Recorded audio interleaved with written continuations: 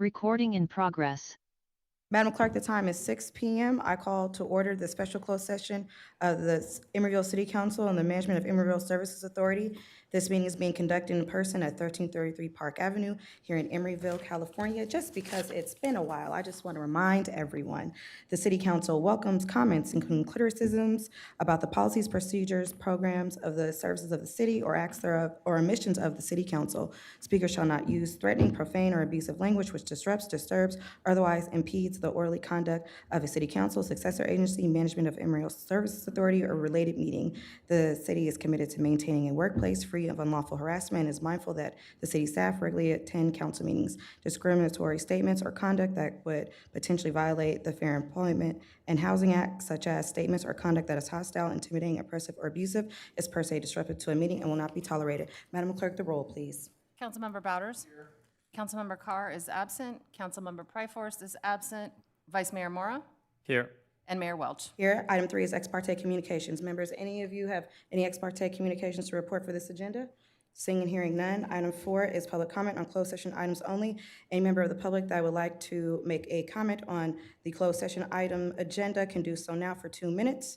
Going once, going twice, seeing no members of the public wishing to comment. Public comment is now closed. Madam Clerk will be taking items 5 and 6 and sub-items in closed session. Time is 6:01 p.m. We are adjourned to closed session.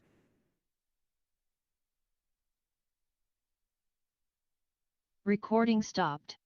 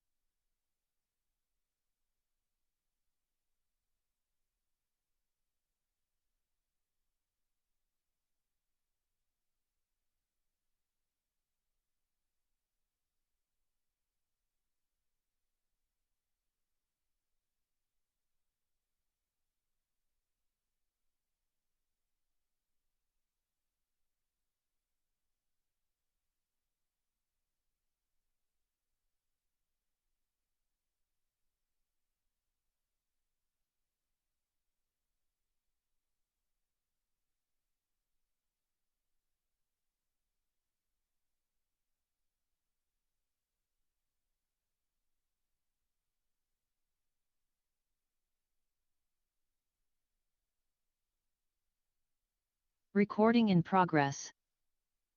Time is 6:06 PM. We have returned from closed session. Mr. Kenny, do you mind reporting out of closed session? Thank you, Mayor Welch. The City Council took action with respect to item 6.1.1, the claim of George Moran for property damage, and item 6.1.2, the claim of Grace Beans for personal injury, and denied both claims by a vote of 3-0 with council members Pryforce and Carr absent. Thank you, Mr. Kennedy. Madam Clerk, the time is 6:07 PM. This meeting is adjourned. Next meeting is at 6:30. Recording stopped.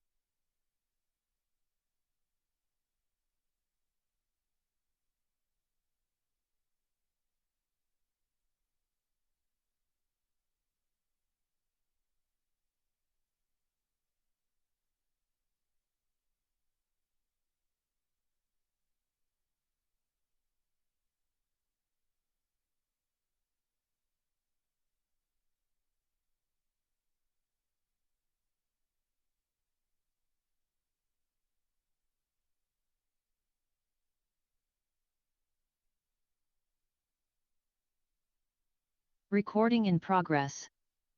Madam Clerk, the time is 6:30 PM. I call to order this special meeting of the Emeryville City Council. This meeting is being conducted in person at 1333 Park Avenue here in Emeryville, California. Just to remind everyone, since it's been a minute since we met, the City Council welcomes comments, including criticisms about the policies, procedures, programs, or services of the city or of the acts or missions of the City Council. Speakers shall not use threatening, profane, or abusive language which disrupts, disturbs, or otherwise impedes the orderly conduct of a City Council, successor agency, management of Emeryville Service Authority, or related meeting. The city is committed to maintaining a workplace free of unlawful harassment and is mindful that city staff regularly attend city council meetings. Discriminatory statements or conduct that would potentially violate the Fair Employment and Housing Act, such as statements or conduct that is hostile, intimidating, oppressive, or abusive, is per se disruptive to a meeting and will not be tolerated. Madam Clerk, the roll, please. Councilmember Bouders? Here. Councilmember Carr? Present. Councilmember Pryforce is absent. Vice Mayor Mora? Present. And Mayor Welch. Here. Item 3 is approval of the final agenda. Members, do we have a motion on the final agenda? I move approval. Second. We have a motion and a second. Madam Clerk, the roll, please. Councilmember Bouders? Councilmember Carr? Aye. Councilmember Pryforce is absent. Vice Mayor Mora? Aye. And Mayor Welch. Aye. Item 4 is ex parte communications. Members, do any of you have any ex parte communications to report for this agenda? Seeing and hearing. I received communication from Fran Quattel, also spoke with John Suter, and also Maya Small regarding their interest in applying. Item 5 is public comment for items not on this agenda. Any member of the public that would like to make a comment for items not on this agenda could do so now for 2 minutes. Going once, going twice. All right, thank you. Public comment is now closed. Item 6, the big show. We have items 6.1, 6.2, 6.2.1, 6.2.2, 6.2.3. First up will be item 6.1, which will be the resolution of the City Council of the City of Emeryville appointing 2 planning commissioners to serve on the Planning Commission for terms commencing immediately and ending June 30th, 2027. I'm going to just see, could you please stand if you're here for the Planning Commission? Okay, we have 3. Carla, correct? Thank you, and Robert and Maya. Okay, all right. This is how we do the Planning Commission. I have some questions that I will read. My fellow colleagues will then follow up with some questions if they have any, and we'll just go in alphabetical order. Carla, you can come to the podium. Thank you.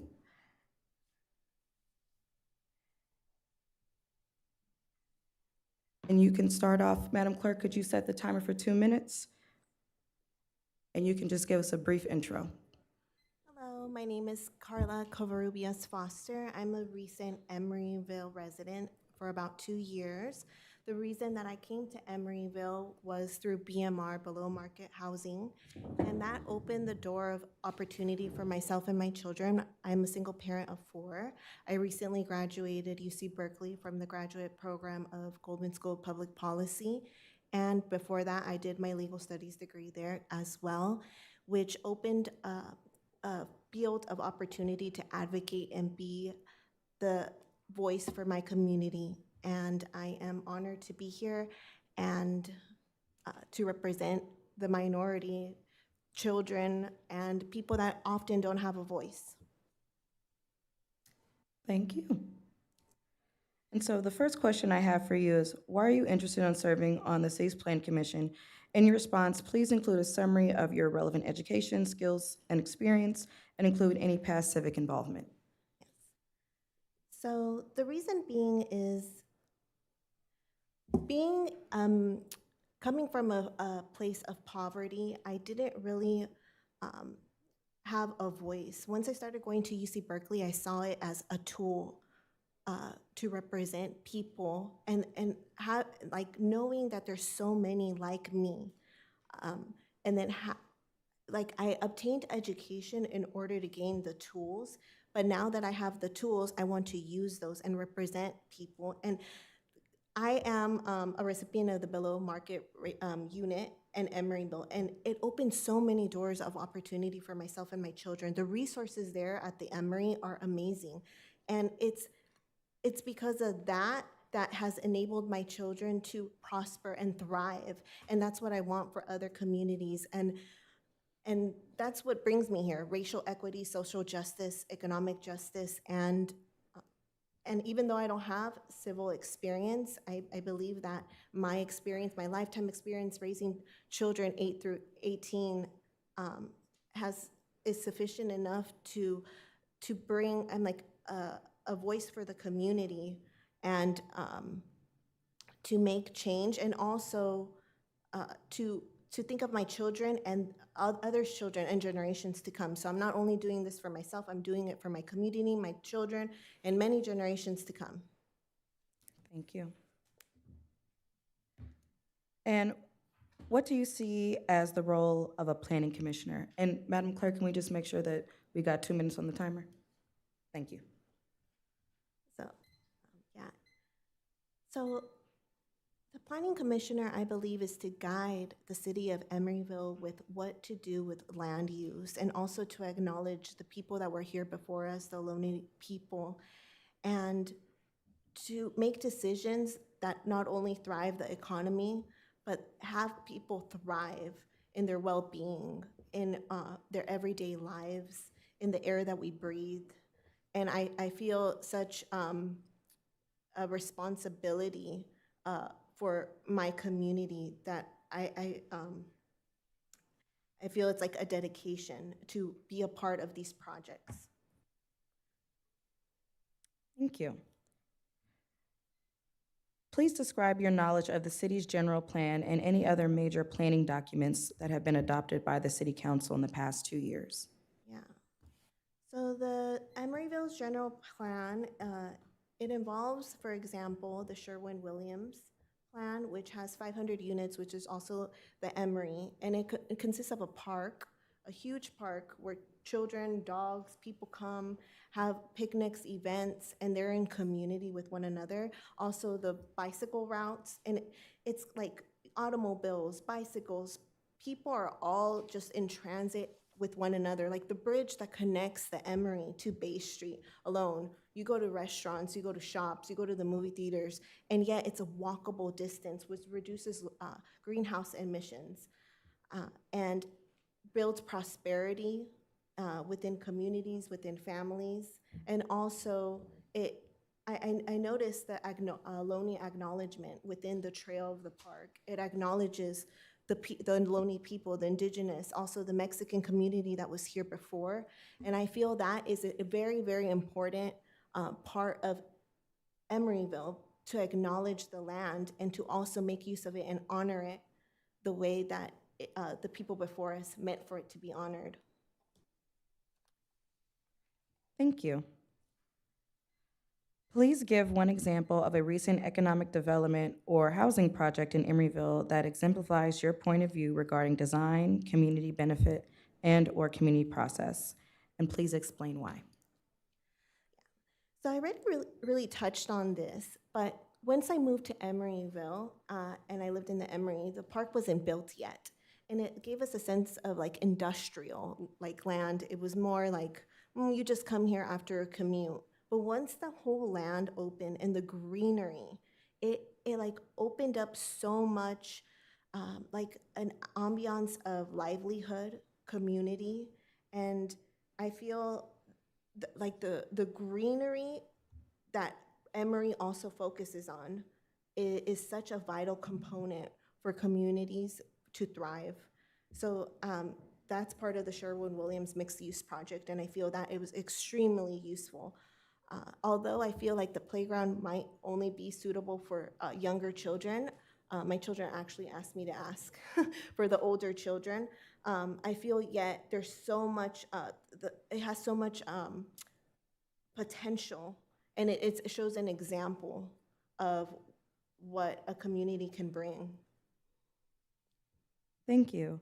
Members, do any of you have any follow-up questions for Carla at this time? No? And so the last bit, Member Pryforce? Thank you, Madam Mayor. Thank you for applying, for showing up. It's not easy, so I appreciate your voice and how you amplify that here. You talked a lot about the BMR program and how that has created an opportunity for you to be not just in Emeryville, but to thrive in Emeryville. How can the Planning Commission build towards the BMR program? So, for example, if Costa-Hawkins is repealed and rent control is possible in Emeryville, then our community of BMR residents will more than likely be better secured. And so that means not just building towards single-family owners in condos, but also towards our low-income community. What is it that we can do to better sort of place them in view in how we plan our city in the future? Yeah, I think BMR units are vital for people to be able to afford living in Emeryville. If it wasn't for BMR, I wouldn't even have the opportunity to be here. And without having a community that like Emeryville with all the amenities, just the quality of life, we would be significantly just like an everyday thing, like suffering. And just, I was placed 19 on the wait list of the lottery, and I was told there was like about 5,000 people, and I can only imagine what those other thousands of people are going through and suffering, and probably won't even get a unit. But I was fortunate enough, and with that comes a sense of guilt that I'm able to prosper from this, but not all families like mine can. And because of that opportunity, I was able to finish my graduate studies and be in a place where I feel like my children can go outside, walk the dogs, and they'll be safe. So I think for the city council, it's imperative to know that these are not just numbers; these are people, and every day is like a war out there every day to survive. And a BMR unit, especially for a single parent, it like transforms like not only their life but their intergenerational prosperity. Sorry, Member Pryforce? Sorry, just to follow up, and thank you for sharing how awesome the BMR. As a fellow BMR, I agree. It is fantastic. But like for example, I don't know if you're aware that certain BMRs can be placed in areas in buildings where there's a lot more sunlight, so it tends to be warmer, and so those are like some of the things that can happen that can lead to greater disparity in terms of the experience of BMR residents. So what would you do as on the Planning Commission that would help the BMR program or help BMR units or future BMR units to be built? You know what? I figured that because I got a unit and my unit faces the lab completely. I have no view. All my windows are the lab. And I'm like, was this intentional or was this random? But now that I heard this, it's like, I think that BMR units shouldn't just be selected. I think it should just be a random process in order to bring equity. So I believe that I would advocate for units to have the same amenities as full, like the ones that pay the full price. And I know like these like developers get tax credits, so it's not like they're losing out. So, yeah. Any other members? No. Carla, did you have any closing remarks? No, I just wanted to thank you for the opportunity, and I hope to be able to make a contribution. Thank you. Thank you. Robert, please join us.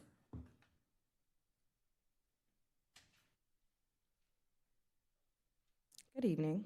Good evening. Madam Clerk, 2 minutes. You've got the floor to give your personal statement. Great. First and foremost, thank you for giving me the opportunity today My name is Robert Rivera. I'm interested in serving on the city's planning commission because I have a deep dedication to improving my community and fostering a strong sense of place. I believe that the planning commission is a crucial appointment that dictates the future growth of the city and ensures that the city grows in an accessible, inclusive, and equitable way. In terms of my experience, I hold a master's degree in city regional planning. I'm currently a senior planner for the city of Berkeley. I've been a professional planner for almost 10 years now, and my background is primarily focused on policy and long-range planning, where I've cultivated understanding of state law as it applies to planning and policy. I also have experience reviewing proposals for compliance with applicable development standards as dictated by the municipal code and state law. Thank you. So same questions for you. Why are you interested in serving on the city's planning commission? In your response, please include a summary of your relevant education, skills, and experience, including any past civic involvement. Sure. So, my former answer still applies. I've been a professional planner for almost 10 years, but what really kind of sparked my involvement in the public service was my service in the Peace Corps. I joined the Peace Corps after undergrad and served 2 years in West Africa and Senegal as a community development volunteer. I worked with local communities to organize and to, immerse myself into the cultural aspect. I worked with other volunteers on different programs that inspired my kind of spark for civic engagement, and that led to different opportunities. My master's program where I studied city regional planning, and I've continued to grow professionally and work towards diversifying my experience, reviewing multiple plans for compliance with state law, with applicable development standards, and then also working to advance policy that promotes affordable housing, multimodal development, transit-oriented development in the different jurisdictions that I've worked in. Thank you. And what do you see as the role of a planning commissioner?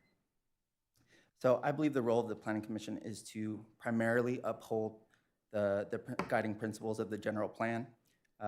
Planning commissioners have the responsibility of reviewing policy documents and project plans for compliance to ensure that their decisions and recommendations best reflect the goals of the city and the residents, and also future residents of the city.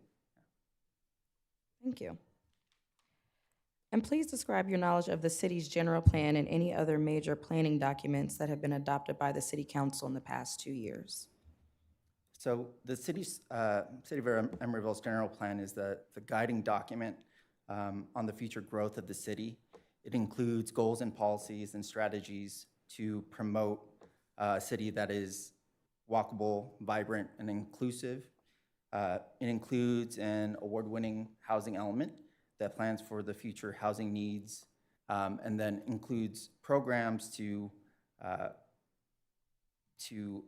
expedite objective designs and development standards, encourage streamlined development of proposals and projects, and includes other documents that may guide the future development of city improvements, as well as infrastructure and transportation.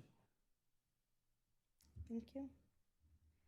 And give one example of a recent economic development or housing project in Emeryville that exemplifies your point of view regarding design, community benefit, and/or the community process. And please explain why. Thank you. I'd like to bring to attention 5890, 5900, and 6150 Christie Avenue. I live in the apartment buildings nearby, and it's a 100% affordable city-sponsored housing project, and it'll accommodate 362 units, all 100% affordable. It includes expansion of Christie Park and utilizes SB 35 and AB 1765, effectively to provide deep levels of affordability, and includes community benefits that I believe are cohesive with the existing buildings and structures around the park. I think it's a great example of how the city can brokerage affordable housing development and incorporate that with the existing structures and buildings nearby. It has unique architectural structures or features that I think add to the liveliness of the area, and it will fit really well with the existing community. Thank you. And any follow-up questions from my colleagues? Member Pryforce? Thank you, Madam Mayor. Thank you for applying, and Councilmember Botters and I both did AmeriCorps, but Peace Corps is a whole nother level. So thank you for your service and representing our country abroad. So how would you define gentrification, and what is it that the Planning Commission can do to combat gentrification? Thank you, Councilmember Pryforce. And AmeriCorps is no easy service as well. So thank you for your service here. And how do I define gentrification? I mean, that's a very difficult question, but it kind of, stems from redlining, from the process of development pushing out or creating new housing that does not include all of the existing members of the community. It is a result of maybe greed and development pressures on a community where community services aren't readily available. I think that in order to combat gentrification, it takes a deeper dive into infrastructure and financing, and how a city can kind of invest strongly in a community and in those necessary infrastructure and development needs that the community relies on. Member Pryforce? Thank you for your response. And just a follow-up, could you name one infrastructure that could happen to combat, that could be implemented by the Planning Commission? I mean, it's the Planning Commission and the City Council, but the Planning Commission, what's one thing an infrastructure that can be implemented to combat gentrification?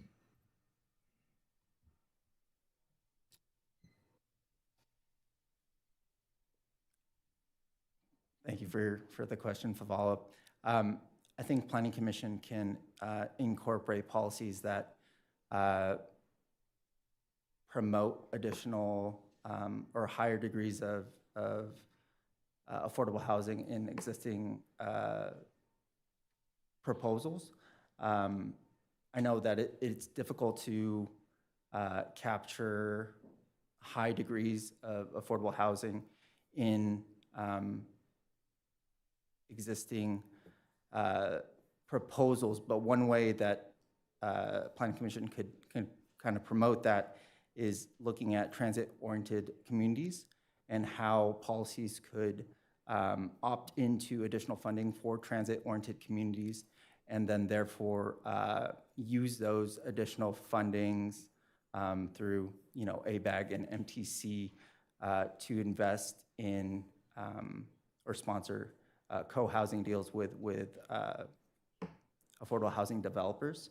That would require different levels of adherence to the MTC and ABAG's POC policies, including densification around transit corridors and ensuring that within a half-mile transit-oriented communities, those densities are increased. I think the average is 100 dwelling units per acre.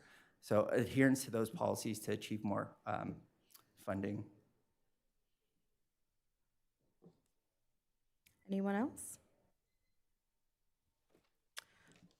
Robert, would you like to make any closing remarks? I just want to say thank you for giving me the opportunity today, and I appreciate the time. Thank you. Good evening, Maya. Good evening, council members. Really nice to be here. Thank you so much for your time this evening. Absolutely. Madam Clerk, are we all set? Right. Well, it's very nice to be here tonight. My name is Maya Small, and first of all, I'm mother to a 12-year-old who takes the Emery go-round every day to school, there and back. I'm also anchored in this community. I've wanted to live in Emeryville since the early 1990s when I was a student in architecture at UC Berkeley. And I, for the last 30 years, have committed myself to housing and environmental justice, working in the built environment in a variety of different ways. So I was trained as an architect. I went back east. I had a master's of architecture, went out into practice and found that I didn't really just want to do nice buildings for rich people. Ended up working in a community in Rhode Island and centered myself on community development and working on, on a nonprofit board for a nonprofit housing developer, worked on the a variety of downtown revitalization projects, and ended up really sort of turning my career into something quite different towards planning. Wanted to work more on the rules. I've been back in the East Bay and working for the city of San Francisco for about the last 12 years, where I started as the city's first design review manager and worked on urban design, running the urban design program for the San Francisco Planning Department. And then ended up working on development projects in negotiating development agreements and working on design review for hundreds of projects, probably thousands of projects over a 6 to 7 year period. Ended up running the San Francisco's housing element, its update. It was just completed, thankfully unanimously, but it was adopted in the very last deadline of January 31st, 2023. And it was the city's first housing project, housing plan that was centered on racial and social equity. Incredibly proud of that work of the team, and ended up at the San Francisco Municipal Transportation Authority, where I'm currently the planning director. So I have been working in transportation and housing, and planning, and urban design, and architecture, but I am deeply rooted in public service and very happy to have an opportunity to actually start helping and supporting Emeryville if this works out. Thank you. And so same questions for you. The first is, why are you interested in serving on the city's planning commission? In your response, please include a summary of your relevant education, skills, and experience, including any past civic involvement. So I have volunteered as part of the Blackstone Riverfront Commission, and as I said, I was on the nonprofit housing developer board for about 7 years, and also was on the board of the Pawtucket Foundation. So I was really rooted in a community in Rhode Island for about 10 years, and found that that kind of public service was really critical in making sure that you could build trust in government, that decisions were made in a transparent way, and that people really understood how government process worked, which seems to be increasingly difficult in a very complex environment. So I was very interested in continuing that here in the East Bay and in San Francisco as well in my work. But I really see the Planning Commission as an opportunity to support the city's goals through the general plan and through all of its relevant and applicable plans, but to really make an opportunity for there to be clear decision-making. The more that the state has been involved with the local government and kind of interactions between these two, it's increasingly less clear what we have control over, what we can influence, and really making sure that voices from the community are heard and weighed in a public way. So I'm really interested to see how I can impact that opportunity through the Planning Commission in Emeryville. Thank you. And what do you see as the role of a planning commissioner? I really want to make sure that there is a kind of clarity around what the rules are, making sure that the systems, and Emeryville is an incredibly diverse community. You can see that as we sort of move towards the future, that as the economy shifts, right now housing approvals are not as frequent. We're going to have to make sure that our rules are clear and really weighing those most at risk, those most vulnerable. Equity is a very difficult thing to achieve within a community over a long period of time. We have historic harm, we have historic rules that made it very difficult for wealth building within especially communities of color. I want to make sure that we have what comes in the future, in the decisions that come forward, become something that really provide the opportunity for community-led process. Thank you. And describe your knowledge of the city's general plan and any other major planning documents that have been adopted by the city council in the past 2 years. Well, the housing element was something that I went through, and I would think there's probably a support group for many of the planners that went through that process in the last update, given the state's and HCD's rules. I was interested in looking at how the housing element fit into Emeryville's general plan. I noticed that the general plan here mostly was passed in 2008, which was around the same time that I came back here and visited Emeryville and watched this incredible place come together where transportation, housing, and bikeability, active transportation really started coming together. But that's a long time ago. The housing element is trying to weigh and make sure that we affirmatively further fair housing in the future. I was really impressed to see Emeryville meets its regional needs housing allocation goals, which is something that San Francisco definitely did not. So I think that we have to sort of make sure that we're meeting all the different levels of affordability that we want to within our below market rate units, as well as planning for how we can really make sure that it meets multi-generational families, our family households in general. I think Emeryville has an incredible opportunity to support families, seniors and elders as well. So the diversity of who is here now, how can we continue to promote that? And the housing element is an incredible roadmap for that. Thank you. And give one example of a recent economic development or housing project in Emeryville that exemplifies your point of view regarding design, community benefit, and/or the community process, and please explain why. Yeah, and I found it difficult to choose an individual project, and since I've been very deeply involved in San Francisco's process, I have less familiarity with how the community was engaged with some of the projects here, but some of the ones that I've certainly experienced as a resident. The Sherwin-Williams project comes to mind because it both has a very beautiful scale of building, it really meets the street, there's a lot of active ground floor activities, it has a beautiful park that's part of it, but I really feel like it's all these incremental things that come together within all the decisions that a planning commission weighs in on that creates a bikeable and walkable environment. It feels that there are eyes on the street, there's a sense of safety, the bicycle infrastructure around the Sherwin-Williams is, I think, in some ways groundbreaking in the Bay Area, to have elevated cycle tracks, to really separate cars and bicycles, for example. So it seems to, and I know also its BMR rate, I think, was about 17%, which is quite high for what we probably can expect to get in the future. So the way in which you go through a process with a developer, figuring out what those community benefits are, is very detailed. It's very in the moment. It's very much the pressures of what's happening economically. The decision-making space gets very small and complex, and it's sometimes very hard to know exactly what you can push on and what will be too much. I was the author of the constraints reduction policy work in the housing element in San Francisco. San Francisco's been under a lot of, certainly a lot of oversight and worry around that, and really figuring out exactly how we could lift and support communities and cultural expression, really transforming the design process, not about what necessarily meets goals of historic preservation's past, but really how people and cultures can express themselves in the future.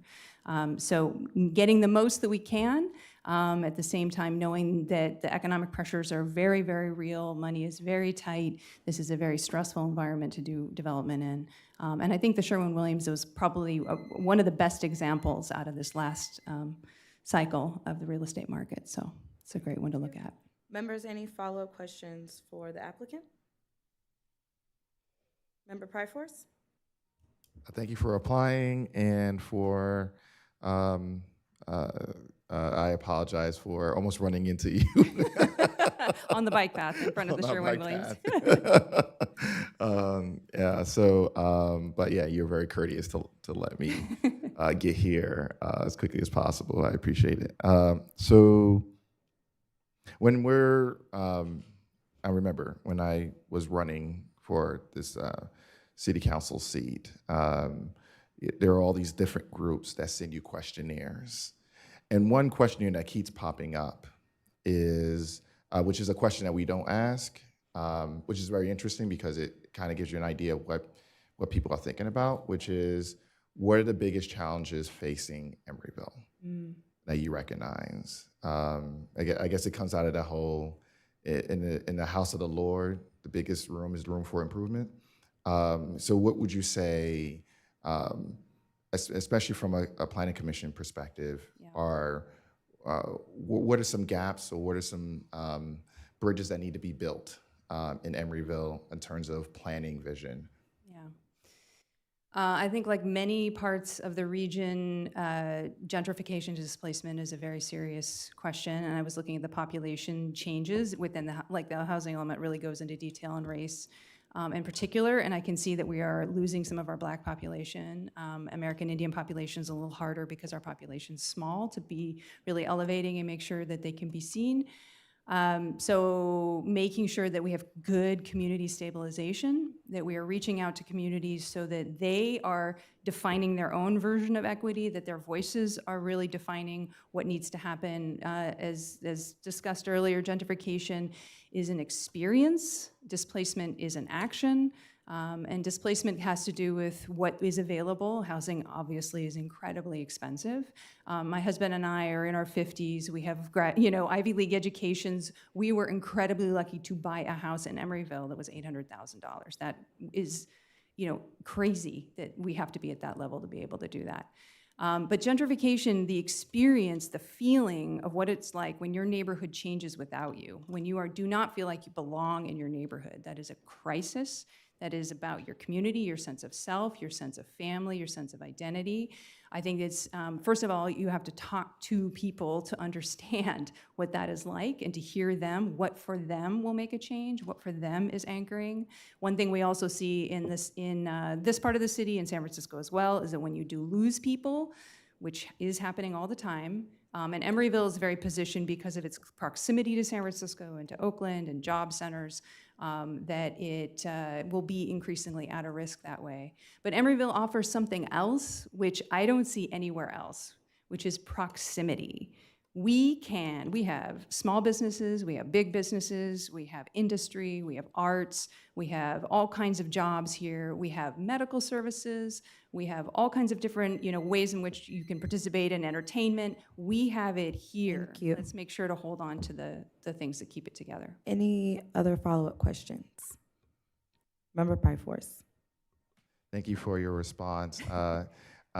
It's sad to let our city manager go, but I remember a fond memory of, I think I either left something at City Hall or you were delivering something to me, and so you were in front of my apartment building, and we were just chatting, and then someone who was wheelchair accessible came up to us and started asking questions, and I think people are going to be doing that. And you mentioned talking to people. What's the first question that comes to your mind in terms of what you would ask anyone living in Emeryville?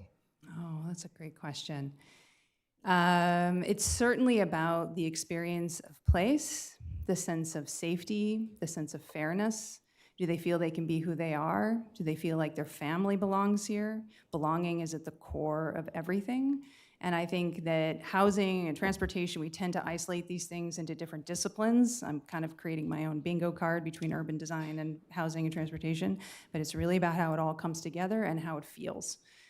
Do you feel like you're anchored? Do you feel like you're safe? And what are some of the histories that have brought you to the place that you are, and what can we do to help either change that or make that more solid? Any other follow-up questions? All right, you have the floor for closing remarks.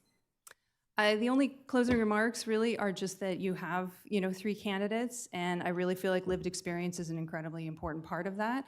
I am here to serve the city of Emeryville, whether it is right now on the Planning Commission or some other capacity in the future. I just want to say that I'm very, very grateful to live here. I love being here. My family loves being here, and we will be, committed to being part of something at some point. Thanks. Thank you very much. At this time, I will call for public comment on item 6.1, the appointment to the Planning Commission. Any member of the public that would like to make a comment on item 6.1, the appointments, the applicants for the Planning Commission can do so now for 2 minutes.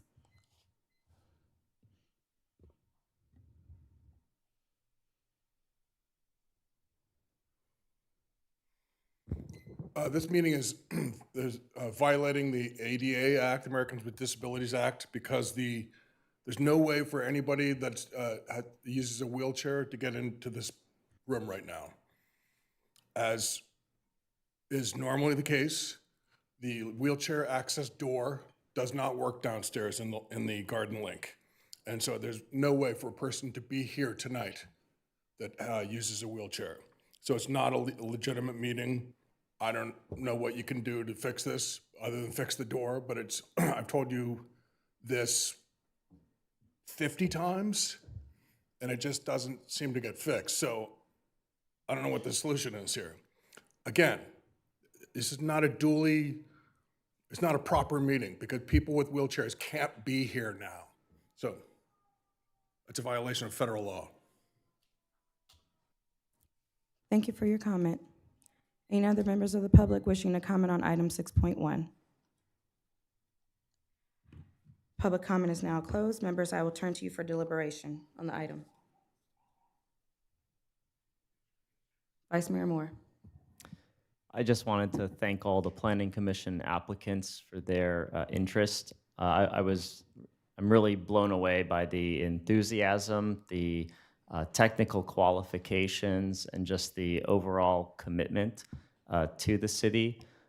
In particular, I think it's very impressive that we have a senior planner from our planning experience from our neighbors in Berkeley and San Francisco, so interested to serve in Emeryville. And for that reason, I'm prepared to make a motion to appoint Robert and Maya to the open position. Second. Okay. Before we take the vote, did anyone have any other deliberations? Member Pryforce?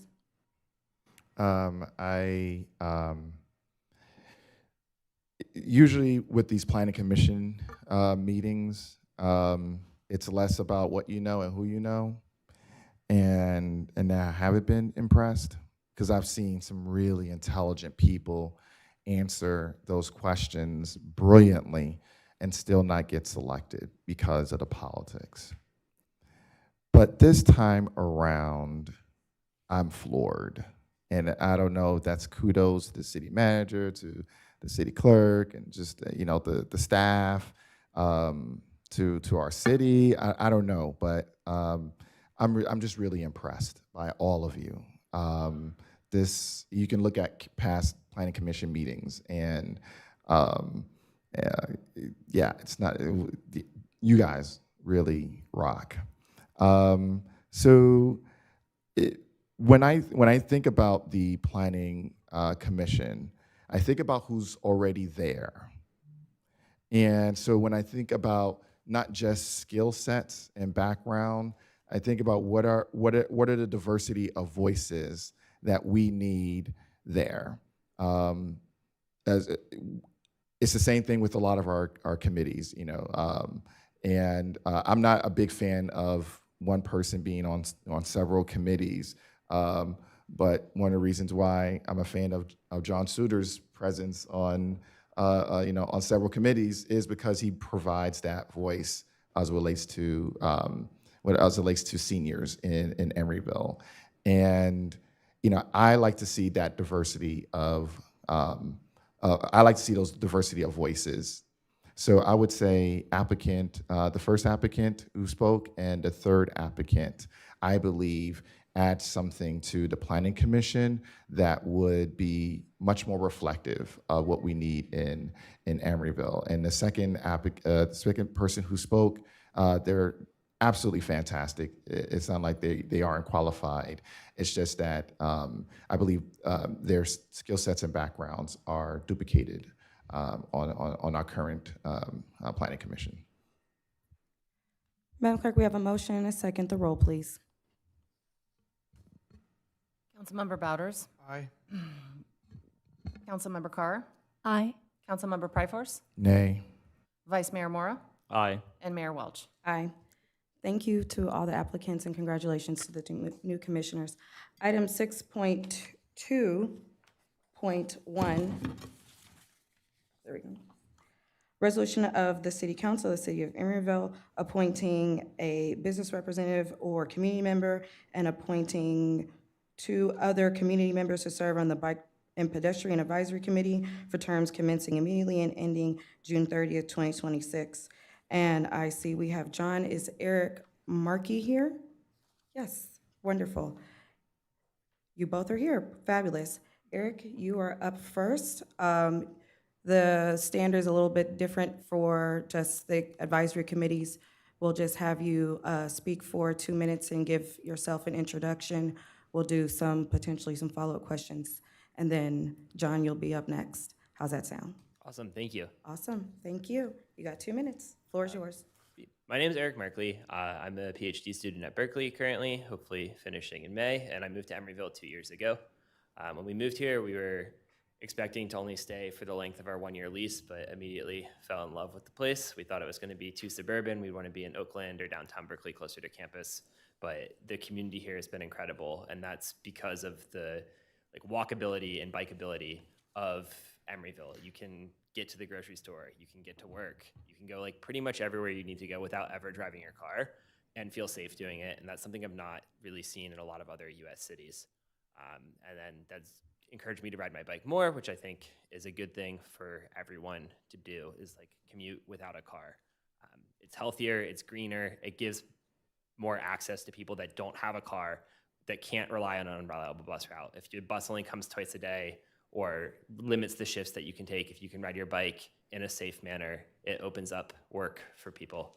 And I've started volunteering at Biketopia Annex 6 hours a week, helping people learn to have confidence to ride their bike, teach them to fix a flat, put their chain back on, provide low-cost maintenance for less advantaged citizens of Emeryville. And that's something that I'm really passionate about and would like to continue doing. Thank you. Members, in the interest of time, we're going to cap the follow-up questions to just 1. Do any of you have any follow-up questions for the applicant? Member Pryforce? Can you give me another definition or a thesaurus term for less advantage?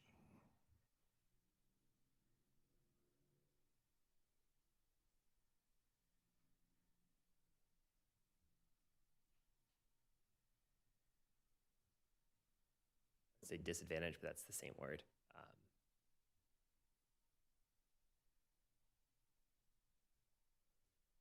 Underprivileged. Thank you. Any other members? Yes. You talked about all of the opportunities that active travel spaces provide people like yourself to make different choices. I'm just curious, what is one opportunity you see for Emeryville to continue on that path and do something that it hasn't yet done that it could do for the community? I think making a more continuous travel corridor, specifically around Hollis Street and Stanford and Powell, would be very beneficial in terms of making a more unified version of Emeryville, because I feel like Emeryville does change pretty dramatically as you cross Powell Street. It becomes more industrial, and there's less, I see less people walking around as you get closer to City Hall and the 40th Street corridor. I think a more continuous path where you don't have this weird intersection at Hollis and Powell where the path crosses diagonal to go over to the bridge to where the Emory is now located. I think having a more streamlined, easier transit would be very good for Emeryville in general. Thank you. Members, anyone else? No? Thank you very much. Thank you. Hello, John. Mayor, members. Got 2 minutes. The floor is yours. Half of my presentation has already been presented. I talked to the mayor in the park several Fridays ago, announced to her I was going to be her DEI candidate on the BPAC. And Member Preforce is also kind of shared the fact that I'm on another committee, so you know some of my background. I want to be the minority filling in the hole for elderly. We haven't had a senior on BPAC, I believe, since Celeste Burrows left the committee. So it's been a long time. The gap's been there. Secondly, being an extremely serious walker, I think you saw in my resume that I walk 2/3 as far as I drive my car. Basically, there's no place in Emeryville and slightly over the border from Emeryville that I don't walk to. The benefit of that attribute is I will be able to provide a meaningful voice that has a different focus, and that's where the better plans come from, is when you have a variety of voices. And I think that we need to be more correlated to the breadth of Emeryville's active mobility community. So, and also because a bicycle pedestrian committee is a dual mandate, will fulfill that dual mandate. And so, as you know, I'm a member on various committees, both in the city and in the county, and many services. So I promise Thanks, John. to continue my commitment. Thank you. Members, any follow-up questions for the applicant? No follow-up questions? Going once, going twice. All right, now's the time for public comment. Any member of the public wishing to make a comment on item 6.2.1, the appointments to the Bicycle and Pedestrian Advisory Committee, can do so now for 2 minutes.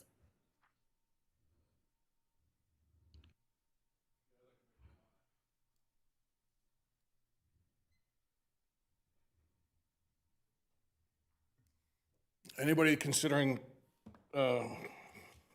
joining the BPAC should be aware that the controlling document that tells the city about how to keep bicyclists safe used to be the bicycle pedestrian plan, or the pedestrian bicycle plan. Now it's the active transportation plan.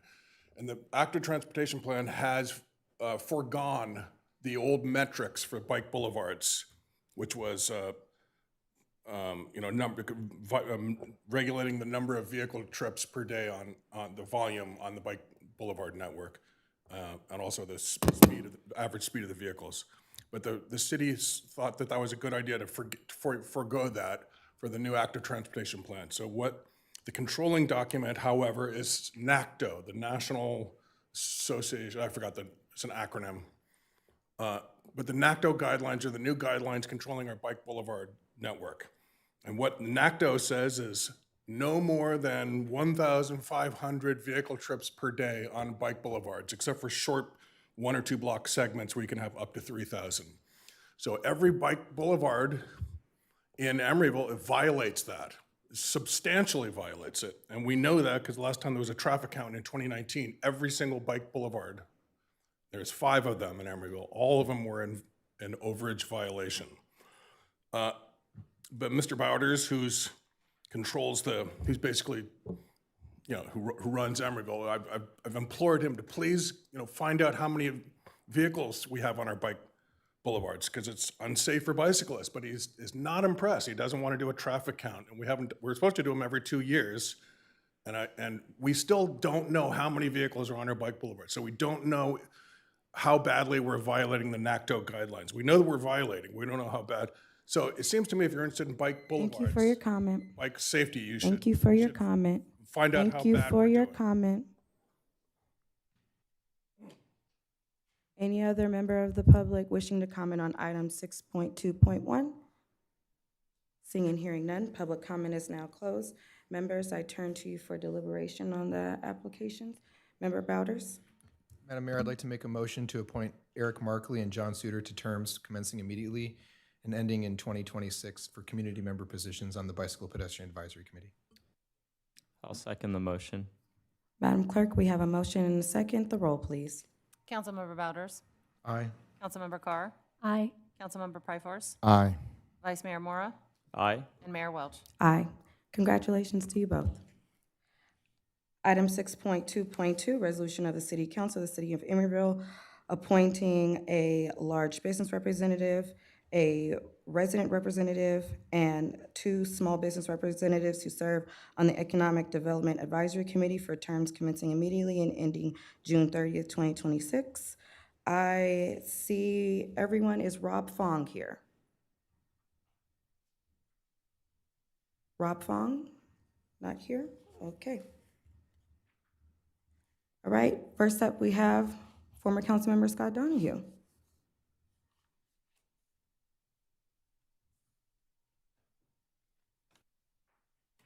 Good evening. Good evening. I've had a small business in Emeryville for decades, Oh, and I continue to have a small business, and I'd like to represent the small business interest and other interests on the BPAC to keep our city keeping on. It's good to have a balance of small and large businesses for our city. all right. That's all? That's it. Any follow-up questions for the applicant? None? Thank you, Scott. Next up, Fran Quattel. Hello, Fran.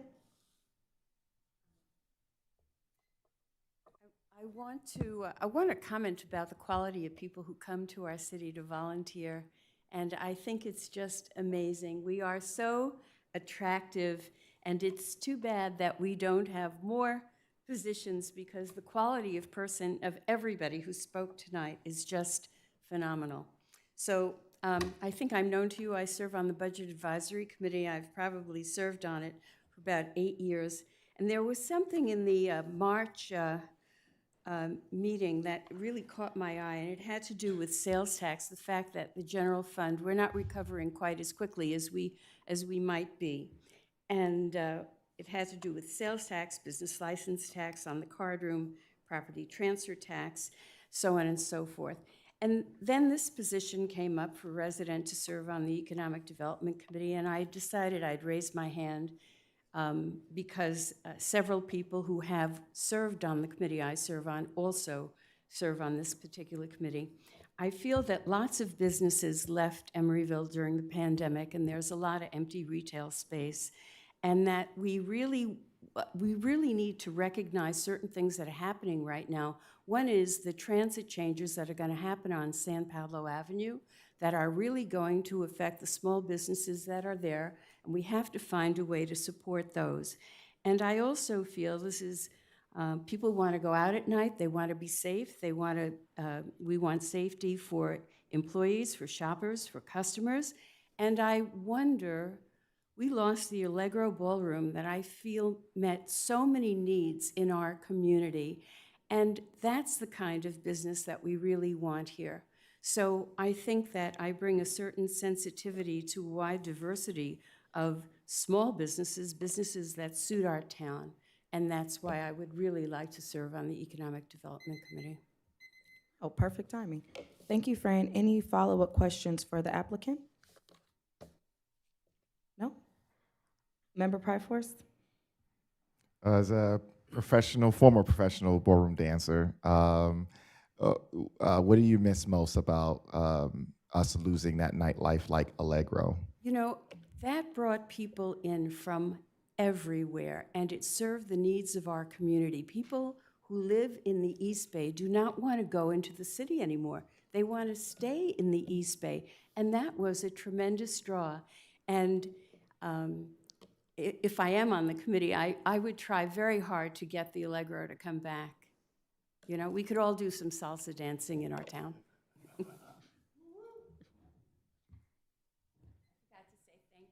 Thank you, Fran.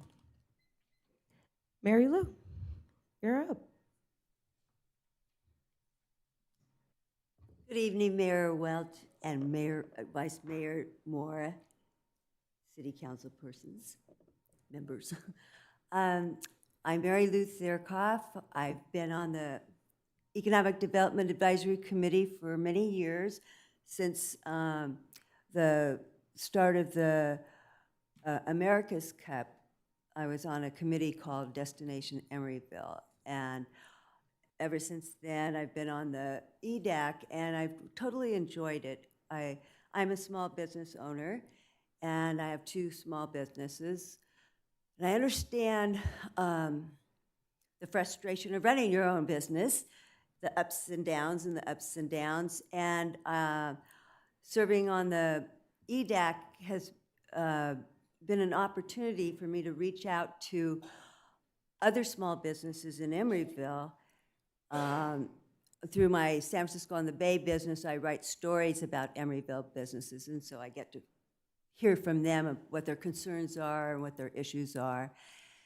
And I served on the committee that developed our economic development strategy, which we're always implementing. It was adopted in 2017.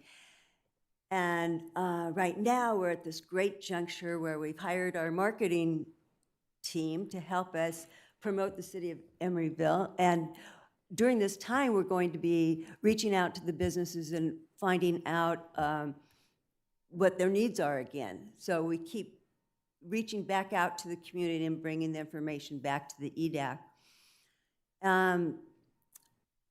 I've been the chair for many, many years of the committee, and I just love overseeing us implement our economic development strategy and going forward. And I'm very concerned about the small business community because they're Thank you, still having a hard time. Thank you, And- Mary Lou. Oh, sorry. Any follow-up questions for the applicant? Member Pryforce? Thank you, Mary Lou. You mentioned that we will be sending someone out to collect research around what is it that our businesses, our local businesses particularly need again. What did they need the first time, and did we meet them in terms of us, The through first EDAC? time, the greatest need was to connect with the business community since the chamber closed 8.5 years ago. So what we did was start those networking events that were called BizNexus events, and those were very successful. And then, of course, during the pandemic, we were able to do some things to help the business community. That was really important. All of you did. Any other follow-up questions for the applicant? No. Thank you, Mary Lou. Thank you very much. At this time, I'll call for public comment. Any member of the public that would like to make a comment on item 6.2.2 can do so now for 2 minutes.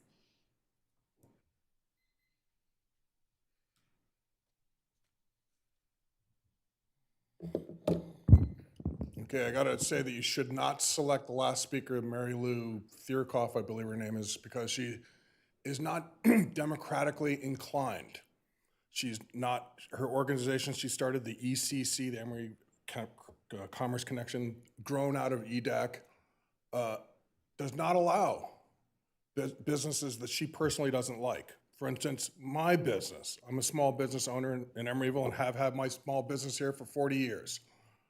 But her organization, grown out of EDAC with public money, I'm not welcome. And other businesses also, I'm sure, that don't meet her invisible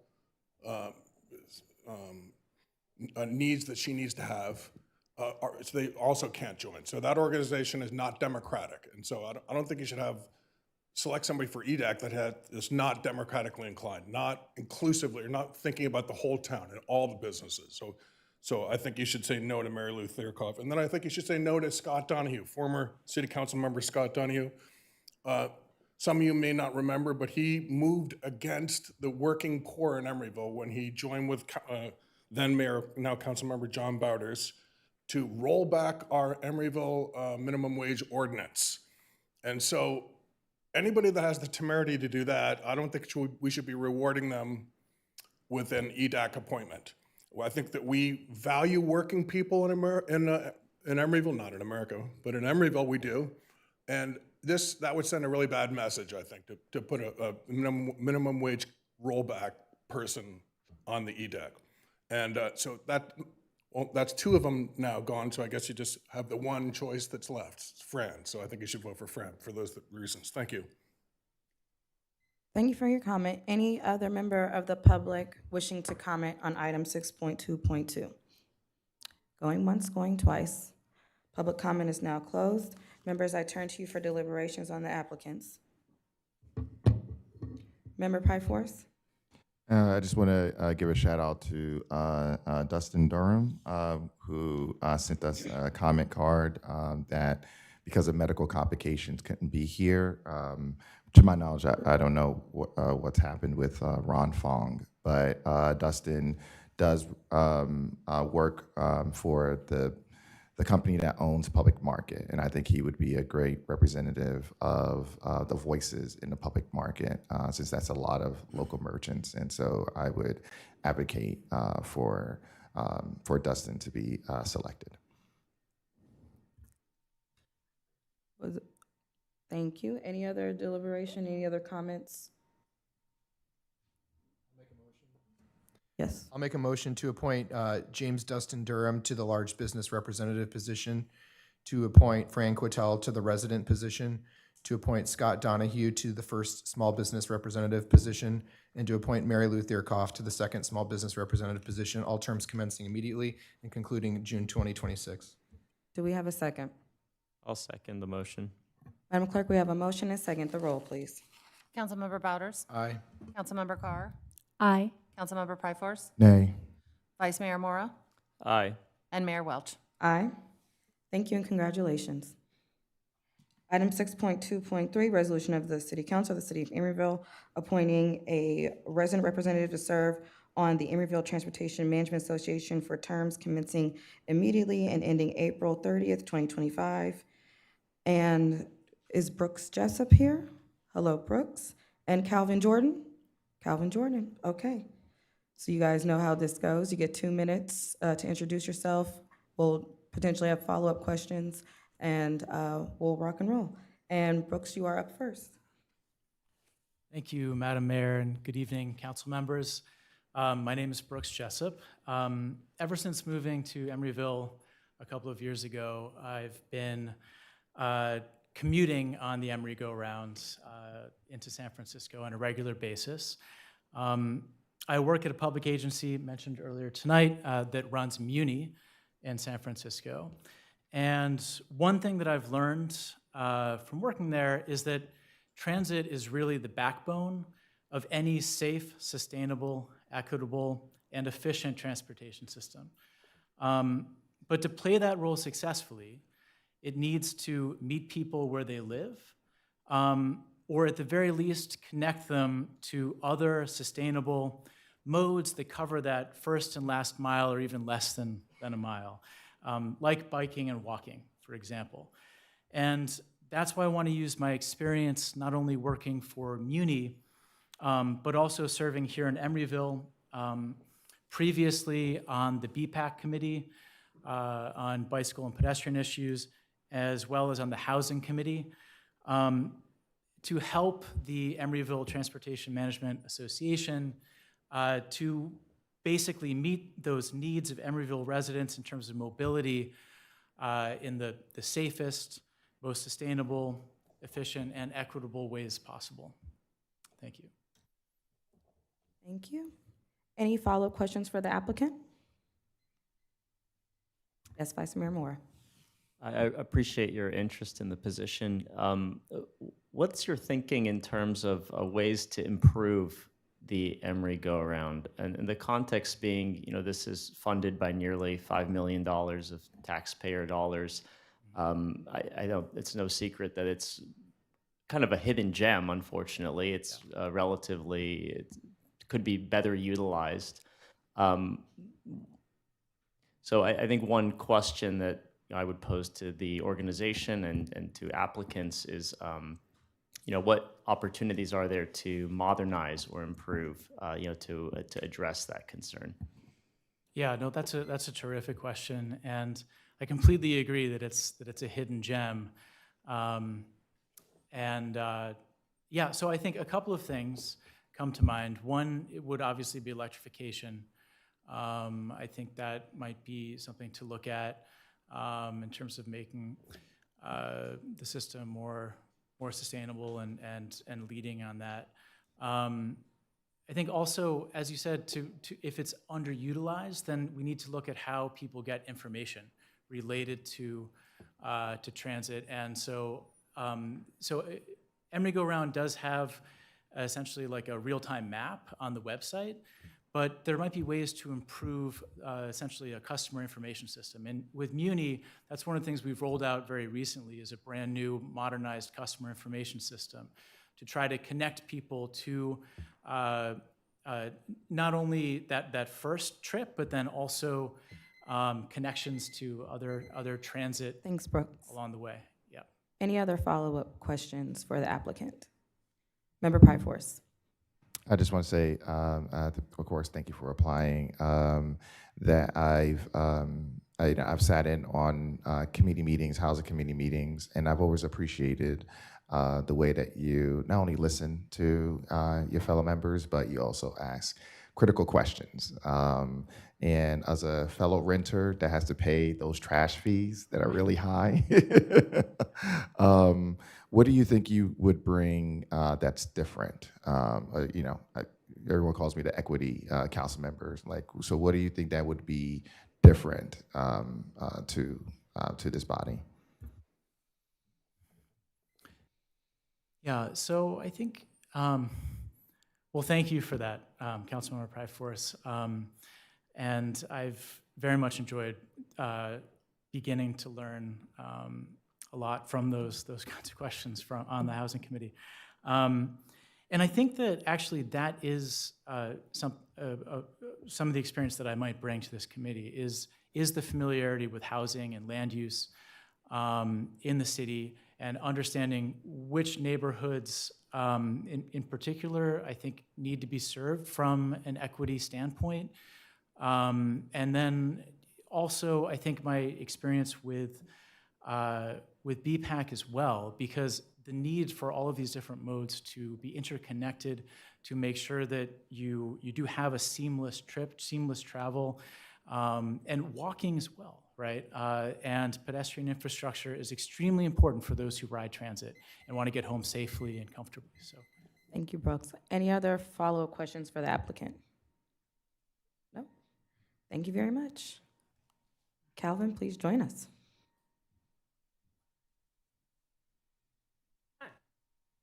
Good evening, Mayor, council members. So I'm here for two reasons. A, I love transit. I've loved transit for about 8 years. I think it's one of the most critical issues in our fight against climate change, and also just economic equity concerns. And two, I'm here because I love Emeryville. I moved here 3 months ago, and I immediately knew I didn't want to live anywhere else. I came here to go to school at Berkeley for public policy because I love transportation so much. I'm here to get those operational and analytical skills at school, but really why I'm here, and I think I have value to offer the committee, is that I've spent 8 years as a communication professional. So when we talk about the Emery Go Round being this hidden gem, I know how to unearth hidden gems. I know how to create public awareness. I know how to create community engagement. And I feel like that's really the piece of the Emery Go Round that's missing. When I moved here, I didn't know it existed. Obviously, I did my research because I love public transit. But I think that there are a lot of people who don't know that it exists.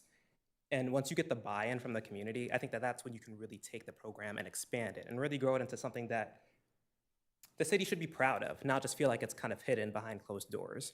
I think that there are things that we can do with media relations. I think that we could improve the website. I think that we could do things on social media. There are a lot of things that we can do to reach people where they are and get people onto those buses like we should. Thank you. Any follow-up questions for the applicants? Vice Mayor Moore. Thank you, Calvin. So same question that I asked the previous applicant, how would you look to improve or modernize the Emery Go Around? And I appreciate you already addressing the hidden gem aspect. So just to clarify, are we talking operationally? So the context being the $5 million budget, taxpayer dollars, how do we make sure the taxpayers are getting better bang for their buck there? Well, I think it starts with informing the taxpayers that they do have their service available, that they should be taking advantage of it whenever they can. I think you then collect data on it and you go and you show the city that, hey, we have this thing that's really valuable on these set of metrics that we can, figure out together. But I think it really is prioritizing the communication and prioritizing that information sharing, because that's not happening. If people have to seek out the value of a program, that's not really a win-win for the city. And what about operationally? Operationally, I think that so I live in Bayview Apartments, so it's the very far north end of the city. And so I often take the Emeryville all the way to MacArthur to get around.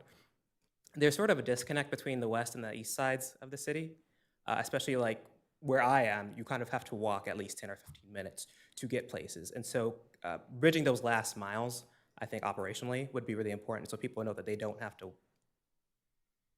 walk so far, maybe in the heat, maybe when they just have something quick to do and they know that it's there and it's accessible to them.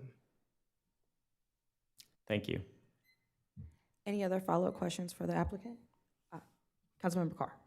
Thank you, Calvin, first of all, for your enthusiasm. Have you served on any other committees on the city of Emeryville? No. Okay. All right. Can I ask Brooks that question? I'm sorry. Brooks does. He had said He's on the housing, from what I understand. I'm impressed by the credentials, but thank you for answering. Any other follow-up questions? Member Pryforce. Calvin, I want to share how much I appreciate your communication background, and that your background is something that any committee that we have in Emeryville, I think communication is something that is, in terms of infrastructure, affects every aspect of Emeryville, from the core, our core staff, to the committees, to city council. There is, we could do a much better job communicating throughout Emeryville, and so I appreciate that you bring that background. What do you believe? What are we currently communicating from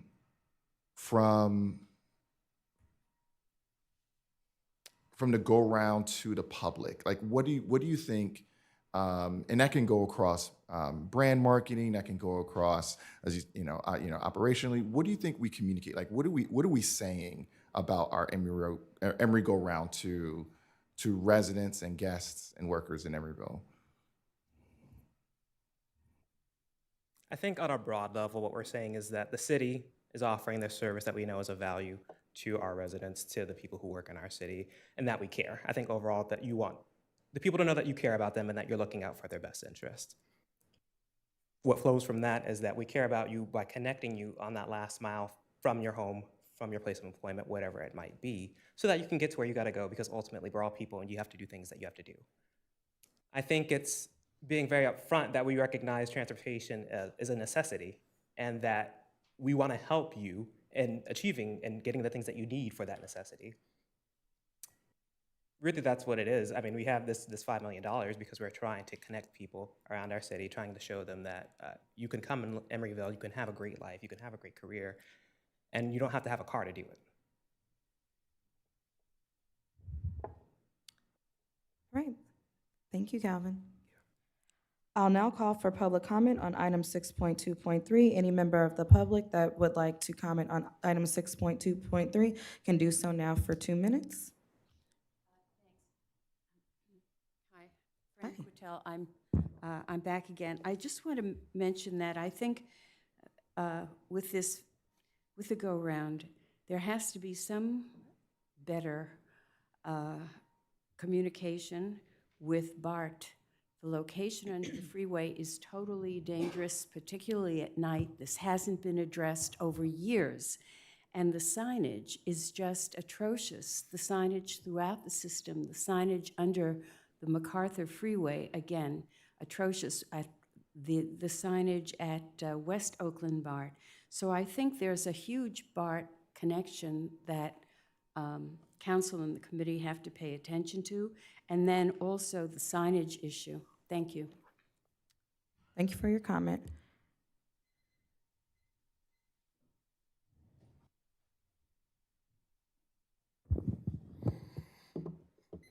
Okay, so the talk about the last mile here with the transportation applicants. And so that commonly involves, the last mile commonly involves bicycling.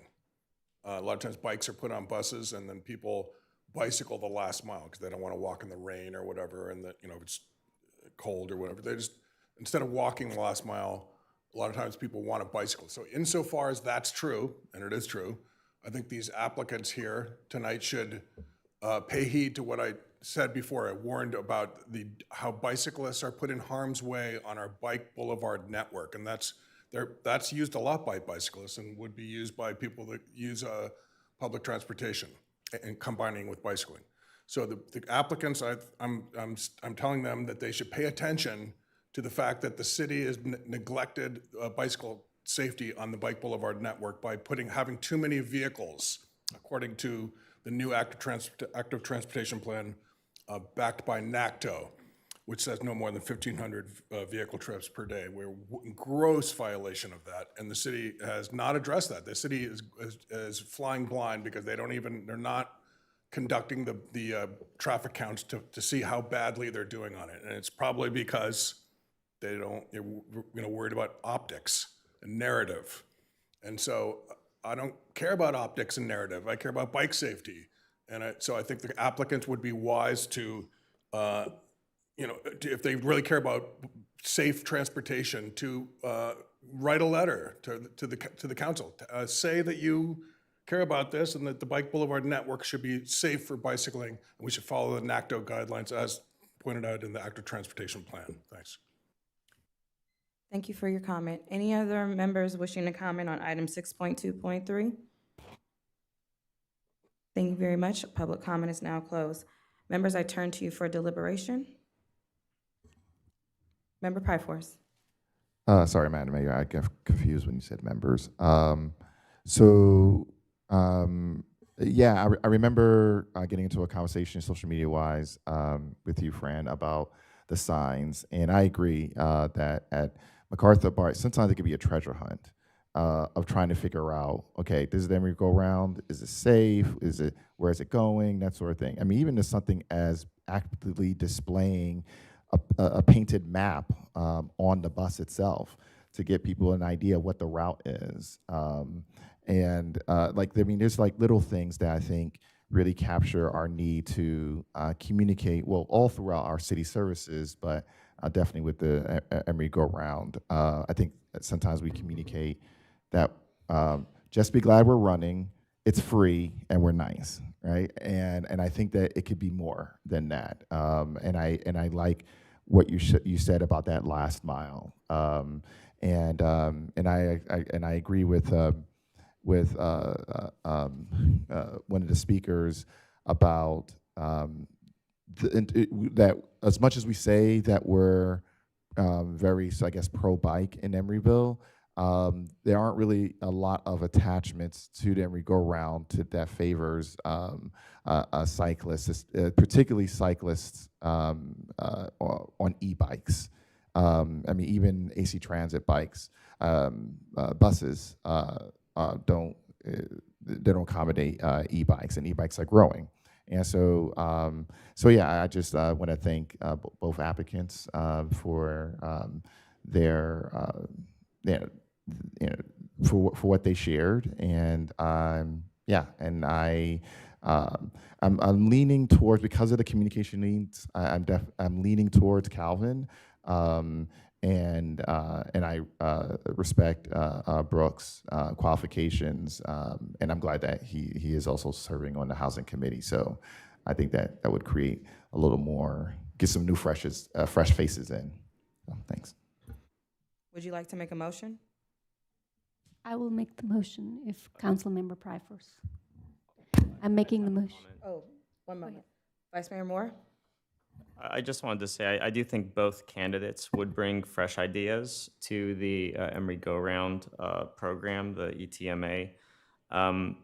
But I do think Brooks Jessup's experience on the other committees, I think that helps provide additional insight into the city and context for his decision-making there, which is why I would like to propose putting Brooks Jessup as the filling the chair, the position with him.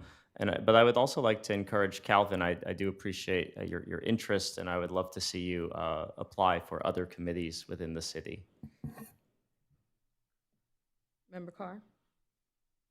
Is that a So motion? I'm making that motion. Yeah, I would like to make a substitute motion to appoint Calvin, because even though I respect Brooks's extensive experience, I think it would be a little unfair to keep encouraging someone to apply on other committees when someone already is serving on a committee. I would like to give Calvin the chance, while respecting Brooks's immense experience, and thanking him for his service on the Housing Committee. I think that your experience is very well suited to that. But I would very, very much like to give Calvin a chance. Now there is one opening to see his level of service and commitment. I just have a point of clarification. Sure. Well, 2 points. I think we do need a second for the For your motion. for my motion, but I think it's important to make a distinction between the city committees and the board for the Emeryville Transportation Management Agency. So that's not a city committee. So I just want to make that distinction. I appreciate that. So I will second Vice Mayor Moore's motion. And so, Madam Clerk, the roll, please. Do we have a Yes, second? sorry. Point of order. Sorry. Point of order. Sorry. Yeah. Yes, please. So I heard Vice Mayor Mora made a motion. There was a substitute motion that's out of procedure because there's no second, but now you've made a second to his motion. Yes. Okay, so the question I would just ask is there now a substitute motion, or have you called for any other motions, or that's it? Because I heard a substitute motion that is not proper, but now there's a second, so just wanted to flag that procedurally. Do you want to make this? Sure, I will make the substitute motion now then. In that case, now that there is a second, I will make my substitute motion to appoint Calvin Jordan to the Emeryville Transportation Management Association. Do we have a second? I second that substitute motion. Madam Clerk, the roll, please. So on the substitute motion, Councilmember Bouders? Aye. Councilmember Carr? Aye. Councilmember Pryforce? Aye. Vice Mayor Mora? Nay. And Mayor Welch? Aye. Motion carries. Congratulations. Madam Clerk, the time is 7:57 p.m. and this meeting is adjourned. Madam Clerk, the time is still 7:57 p.m. and I call to order the special meeting of the Management Emeryville Services Authority. This meeting is being conducted in person at 1333 Park Avenue, Emeryville, California.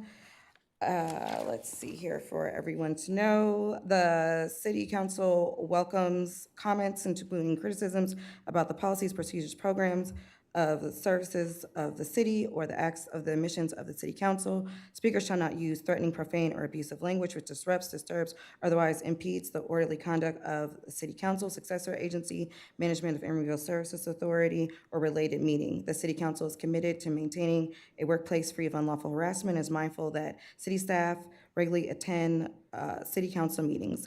Discriminatory statements or conduct that would potentially violate the Fair Employment and Housing Act, such as statements or conduct that is hostile, intimidating, oppressive, or abusive, is per se disruptive to a meeting and shall not be tolerated. Madam Clerk, the roll, please.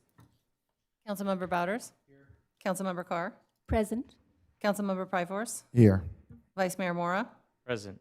And Mayor Welch? Here. Item 3 is approval of the final agenda. Motion to approve. We have a motion. Do we have a second? I'll second. Motion and second. Madam Clerk, the roll, please. Councilmember Bouders? Aye. Councilmember Carr? Aye. Councilmember Pryforce? Aye. Vice Mayor Mora? Aye. And Mayor Welch. Aye. Item 4 is ex parte communications. Members, do any of you have any ex parte communications to report for this agenda this evening? Seeing and hearing none. Item 5 is public comment for the consent agenda and items not on the agenda. Any member of the public that would like to comment on the consent agenda for this special MESA meeting, items not on the agenda, can do so now for 2 minutes.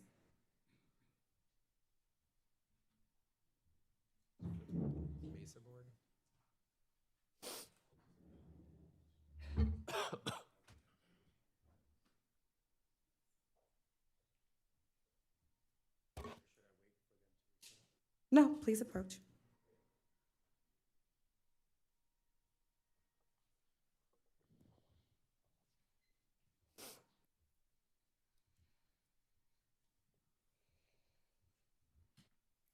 Has the 2 minutes started? Yes, your time Please. started. Mhm. My time started? Yes. Okay, my name is Mark Zulam. I'm with United Sovereign Americans. It is a nationwide organization with thousands of active volunteers in over 20 states.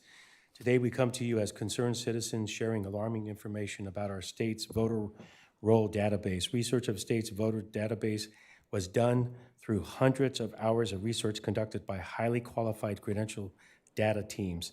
An analysis of the 2022 election researched by highly qualified data teams using only official data provided by California elections officials indicates serious issues with compliance of federal law. We are here to present to you and the public the results of the aforementioned analysis showing the votes cast, counted, and certified may not all be valid and accurate under the Constitution and the law. We are not here to cast any blame or aspirations on any elected official.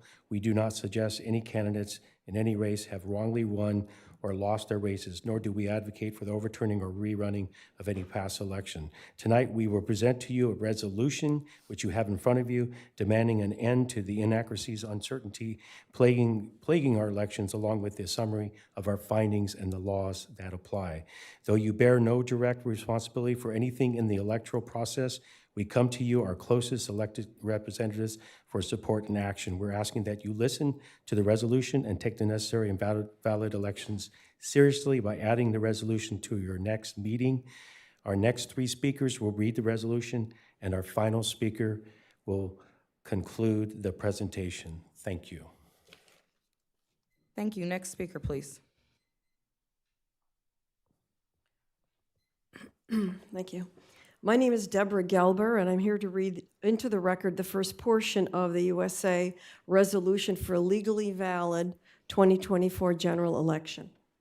Whereas it is a recognized civil right in the United States for every citizen to have free and fair elections, whereas it's the duty of our election officials to guarantee our elections are accurate and free from distortion or manipulation.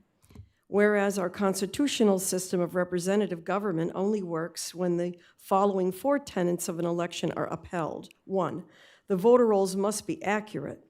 National Voter Registration Act, 1993. 2, votes counted must be from eligible voters. U.S. Constitution, 14th Amendment, Section 2. 3, the number of votes counted must equal the number of voters who voted. 4, there can be no more than 1 in 125,000 ballots in error by the voting system. Help America Vote Act, 2002.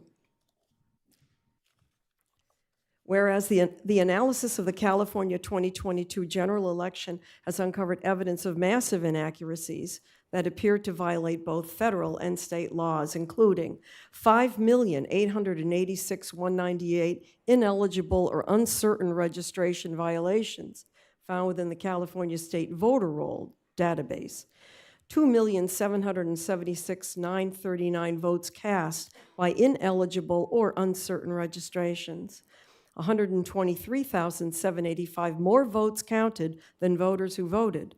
No one knows who cast them. 2,776,849 apparent voting violations in excess of the legal standard of system accuracy for a valid federal election. Maximum allowable system errors for the 2022 general election Thank you for your comment. was 9D. Thank you for your comment. Good evening. My name is Laurel Kadish. I'm going to finish the last sentence of what she said. Certification, as defined by law, is an attestation of accuracy and compliance. The certification of the 2022 election appears to have been fraudulent and illegal. The next section begins, whereas these findings trample legal accuracy requirements of the voting system during a federal election. Whereas the intent of the voters must be known factually before certification can be lawfully conducted. Whereas the 2022 general election appears to have been invalid, depriving us of the guaranteed protection of our natural rights under a government duly and provably chosen by us, the American people, resulting in incalculable damages to our families, our way of life, and the fabric of these United States. Therefore, we call upon our representatives to provide relief to the people and the assurance of domestic tranquility by joining us in demanding a valid 2024 general election that upholds these existing laws and equitable principles of law. 1, proof of citizenship, identity, and eligibility required to register and vote, not anonymous attestation. Number 2, voter rolls certified accurate and available for public review and challenge 30 days before the start of early voting. Voters added after that date must prove proof of citizenship, identity, and address in person to a qualified official at each polling place. 3, hand-marked secure ballots similar to currency. Where imaging technology is used for tabulation, the security features must be verifiable in the ballot image. 4. Thank you for your comment.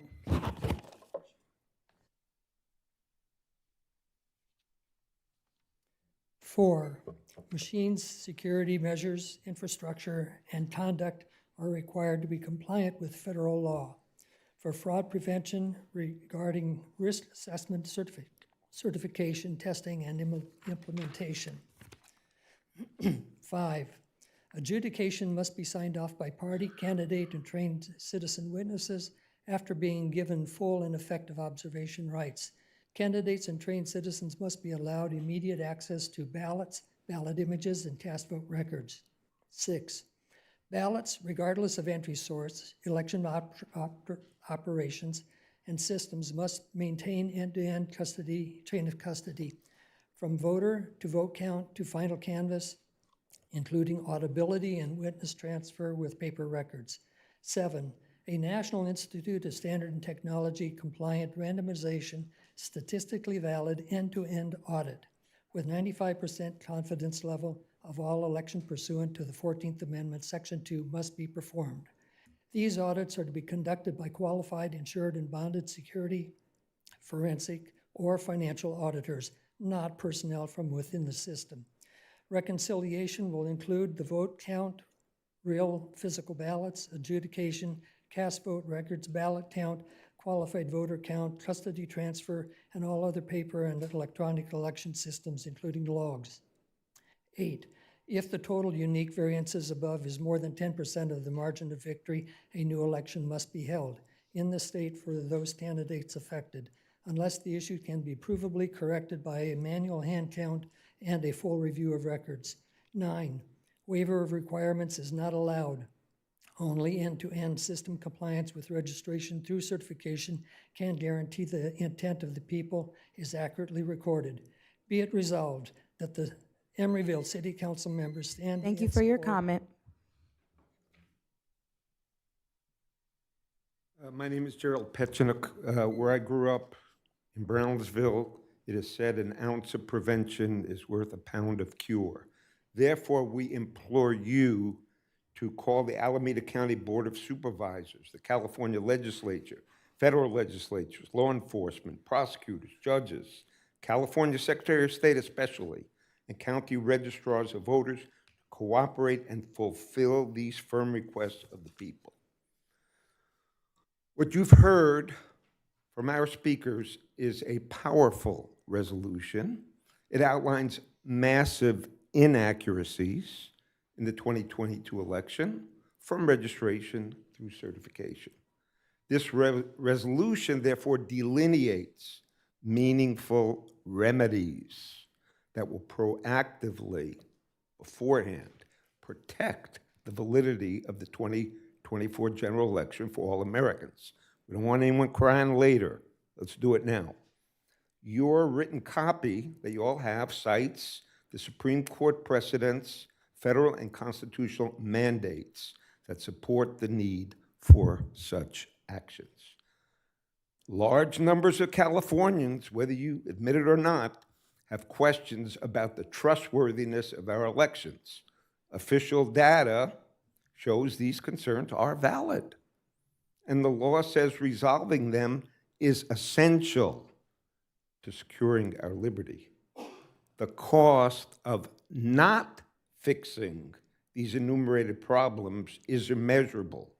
So we urge you on this council to put this resolution on the agenda for the next city council meeting, where you can vote to join us, you can ask questions, you can observe the data, question it, in support of fair and honest and valid elections. Thank you for your comment. Next speaker. To continue, the United Sovereign Americans website showcases our initiatives nationwide and features some extremely informative election videos. We encourage you to visit uniteforfreedom.com and learn more about our organization and our goal to restore valid elections throughout our country. That's unite4freedom.com. One more time, unite4freedom.com. And I would like to add, in the process of knocking on doors and verifying that people actually live at the residences where ballots are being mailed to, I came across the word no standing. And I had no idea what that meant. But no standing, I learned, was there has been no physical harm, there's been no financial loss, there's been no material damage done to somebody, and they're right. But it's actually worse than that. There's a loss of trust in our system, hope, and a lack of participation. Yeah. Thank you for your time. Thank you.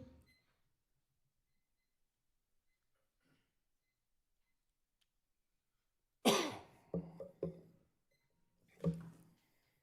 let the record show that Mr. Bowders, oh, here he comes. I was gonna say, his seat is empty again. It's common when I get up and speak, he leaves the room because I'm a pretty well-known critic of his public policies. And instead of sitting and listening to him, he goes elsewhere. But he came back, so good for him. So the mayor just read a list of prohibitions in these chambers by us, the speakers, and one of them was no use of profanity. So I'm telling you right now, warning, I'm gonna violate that one right here in a few moments. And why am I gonna violate it? Because the mayor herself, Courtney Welsh, and also Mr. Bowders, John Bowders, have both uttered profanity in your official jobs as city council member. For instance, Courtney Welsh, the Mayor Welsh, called me a fuckboy once. Mr. Bowders has had all kinds of expletives from his dais here. So I'm also gonna drop an F-bomb. And here it comes. So, we just had Labor Day. I'm a small business owner, working man, work for a living, have done for 42 years. So I was just shocked when I read John Bowders running for Alameda County Board of Supervisors, District 5, made a countywide announcement that he, quote, "I'll always fight to protect workers' rights and fair wages," he told the people of Alameda County. It's just so audacious. So I have to ask John, what the fuck? We all know here in this room, I mean, except for maybe people from out of town, that you don't do that. In fact, you led a drive to cut the wages of working people in Emeryville when you attempted to roll back our minimum wage ordinance. So what the fuck? Thank you for your comment. Any other members of the public wishing to comment on the consent agenda or items not on the agenda? Thank you. Public comment is now closed. Item 6 is the consent agenda. We only have one item, members. Is anyone wishing to pull it? If not, do we have a motion for the consent agenda? I move approval of the consent agenda. I'll second. A motion and a second. Madam Clerk, the roll, please. Councilmember Bouders? Aye. Councilmember Carr? Aye. Councilmember Pryforce? Aye. Vice Mayor Mora? Aye. And Mayor Welch? Aye, we have one action item. Item 7.1, resolution of the Board of Directors of the Management of Emeryville Service Authority authorizing the amendment and termination of the Mesa PARS Alternative Retirement System. Mr. Kennedy, welcome. Thank you, Mayor Welch and members of the City Council. Staff is recommending that the management or Mesa Board terminate the Public Agency Retirement System Alternative Retirement System plan and authorize a plan amendment necessary to facilitate the distribution of the plan's assets following its termination. As you may recall, the Internal Revenue Service audited Mesa and concluded that the city is a common law employer of Mesa employees. After extensive negotiations, Mesa and the IRS agreed to a settlement and signed a closing agreement on February 26, 2024.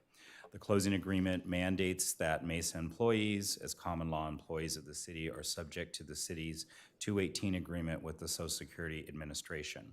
Consequently, Social Security taxes apply to all Mesa employees, including not only full-time employees, but also part-time, seasonal, and temporary employees. Mesa's part-time, seasonal, and temporary employees are generally not eligible for CalPERS, and so they were enrolled in the PARS plan, which required them to contribute 7.5% of their wages to the plan, a contribution that rendered their wages exempt from Social Security taxes. Since Social Security taxes now apply to all Mesa employees, regardless of their retirement plan coverage, the PARS plan is now obsolete, and as a result, all contributions to the plan ceased as of May 16, 2024. We are therefore recommending that the Mesa Board terminate the plan. PARS participants will receive information regarding options for receiving their distributions, and upon termination of the plan, all plan participants' accounts proceeds will be distributed to them as soon as administratively practical. Participants will have the option of either, one, receiving payment of any part of their distribution, or two, rolling over any part of their distribution to an IRA, another city-sponsored retirement plan, or another employee's eligible retirement plan. If no option is selected, the account balance will be transferred to an automatic rollover IRA as mandated by the tax laws. We are therefore requesting and recommending that the Mesa Board approve the attached resolution providing for the termination and amendment of the plan, and the resolution directs and authorizes the Human Resources Director to take any actions necessary to effectuate the amendment and termination of the plan. And I can answer any questions if you have any. Thank you, Mr. City Attorney. Any follow-up questions for Mr. Kennedy at this time? No? All right, this is an action item. Now is the time for public comment for action item 7.1. Any member of the public wishing to comment on item 7.1 can do so now for 2 minutes. Going once, going twice. Public comment is now closed. Members, I turn to you for a deliberation or a motion. Make a motion for approval of the resolution. Second. Madam Clerk, we have a motion and a second. The roll, please. Councilmember Bouders? Aye. Councilmember Carr? Aye. Councilmember Pryforce? Aye. Vice Mayor Mora? Aye. And Mayor Welch? Aye. Madam Clerk, the time is 8:18 p.m. This meeting is adjourned. Madam Clerk, the time is still 8:18. I call to order this meeting of the City of Emeryville as successor agency to the Emeryville Redevelopment Agency. This meeting is being conducted in person at 1333 Park Avenue here in Emeryville. My previous comments regarding proper meeting conduct still stand.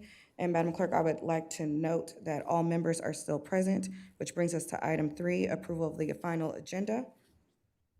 Do we have a motion on the approval of the final agenda? So moved. I second. We have a motion and a second. Madam Clerk, the roll, please. Councilmember Bouders? Councilmember Carr? Aye. Councilmember Pryforce? Aye. Vice Mayor Mora? Aye. And Mayor Welch? Aye. Item 4 is ex parte communications. Members, do any of you have any ex parte communications to report for this agenda? Seeing and hearing none, item 5 is public comment for the consent agenda and items not on the agenda. Any member of the public wishing to comment on the consent agenda or items not on the agenda can do so now for 2 minutes. Going once, going twice. Public comment is now closed. Item 6 is the consent agenda. Members, please look over the consent agenda. If any of you would like to pull an item, please do so now. If not, do we have a motion for the consent agenda? Do So moved. we have a motion? Do we have a second? I'll second. We have a motion and a second. Madam Clerk, the roll, please. Councilmember Bouders? Councilmember Carr? Aye. Councilmember Pryforce? Aye. Vice Mayor Mora? Aye. And Mayor Welch. Aye. Item 7 is 7.1. We have a resolution of the City of Emeryville as a successor agency to the Emeryville Redevelopment Agency, authorizing the issuance and sale of tax allocation refund bonds in an amount not to exceed $40 million, and approving a form of indenture of trust, escrow agreement, bond purchase agreement, and a continuing disclosure certificate, and authorizing certain other actions in connection herewith. Hi, Lawrence. Hi, how you doing? How are you? I heard you have something for us. Yes, I do have a short presentation. Wonderful. I will do a high-level overview, then I will turn over to Melissa Schick of K&M Public Finance to present the bond financing structure. In 2014, the successor agency issued tax allocation bond. Series A is a tax-exempt and Series B is taxable. The bonds are eligible to be refunded on or after September the 1st. Based on the project pricing of the proposed bond, it is estimated the Series A tax-exempt bond could generate $1.9 million in debt service saving. The saving will be distributed to the taxing entity. Saving to the City of Emeryville is projected at $390,000, and saving to the Emeryville Unified School District is projected at $220,000. With that, I turn over to our consultant, Melissa Schick from K&M Public Finance. Good evening, and thank you, Lawrence. Pleasure to be here tonight. Just a quick background on the transaction. In 2011, Assembly Bill AB 26 was enacted, dissolving all redevelopment agencies statewide, which is known as the Dissolution Act. The Dissolution Act allows for the refunding of obligations of the successor agency. And the successor agency conducted a refunding in 2014, which was the refinancing of outstanding tax allocation bonds, both tax exempt and taxable. Those bonds, those 2014 bonds, are currently eligible for a second refunding or refinancing associated with a tax exempt series. 31.75 million can be refinanced, and associated with the taxable series, about $4.5 million is eligible to be refinanced. Next slide. Current estimated refunding results reflects gross total savings of approximately $1.9 million and present value savings of just under that. And we note that these results reflect the refunding of only the tax exempt series, and that's only because current market estimates suggest that the refunding of the outstanding 2014B taxable series is not currently economic to refund, but we are monitoring that series, and should a refinancing of this series prove economically advantageous, we would proceed with the refinancing of both the tax exempt and the taxable outstanding obligations of the successor agency. Next slide. So the estimated savings will flow through to the affected taxing entities in Emeryville based on each agency's respective share of their property tax dollar. The table on this slide shows each agency and their share of the property tax dollar and then the associated total estimated savings. And as Lawrence mentioned at the onset, both the city of Emeryville and Emory Unified School District benefit from the refinancing of the prior obligations, as you'll see in green on this table. Next slide. This just details approximated savings for both the city of Emeryville as well as Emory USD. The city of Emeryville overall should receive just over 20% of total refinancing savings, and the Emory USD would receive approximately 11.5%. So that results in net present value savings to the city of $380,000 and net present value savings to the school district of $215,000. And such savings would be recognized in any given fiscal year as we compare the prior debt service to the refunding debt service. And these savings would be finalized after pricing the refunding bonds. Next slide. So the successor agency approval tonight is the first step in the necessary approvals for the issuance of the sale of the proposed refunding bonds. On September 16th, we will present the item to the Oversight Board seeking the approval for the issuance and sale of the 2024 bonds. In October, we expect to return to the successor agency for your approval of a preliminary official statement, which will allow the successor agency to publicly market the refunding bonds to bond investors. But before doing so, before pricing and closing on the bonds, we will need to receive Department of Finance approval, which we will begin engaging the Department of Finance subsequent to the Oversight Board approval. So with that, that concludes our presentation, and we're certainly happy to take questions.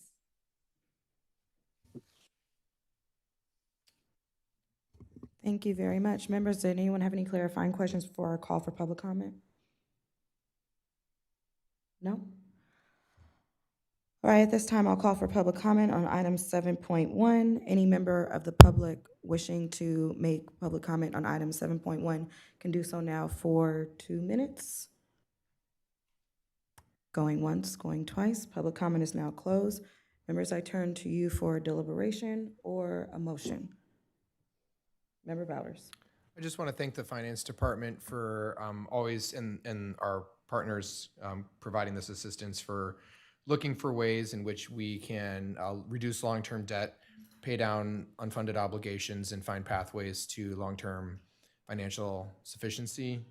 This is one of many iterations of having taken this type of step. We did this with redevelopment agency bonds. We've done this with other types of bonded debt in the past, and I believe in the time that I've been here, we've saved close to $13 or $14 million in long-term costs by making those types of bond issuances and also refinancing. And so I'll make a motion to approve the staff recommendation for the redevelopment agency.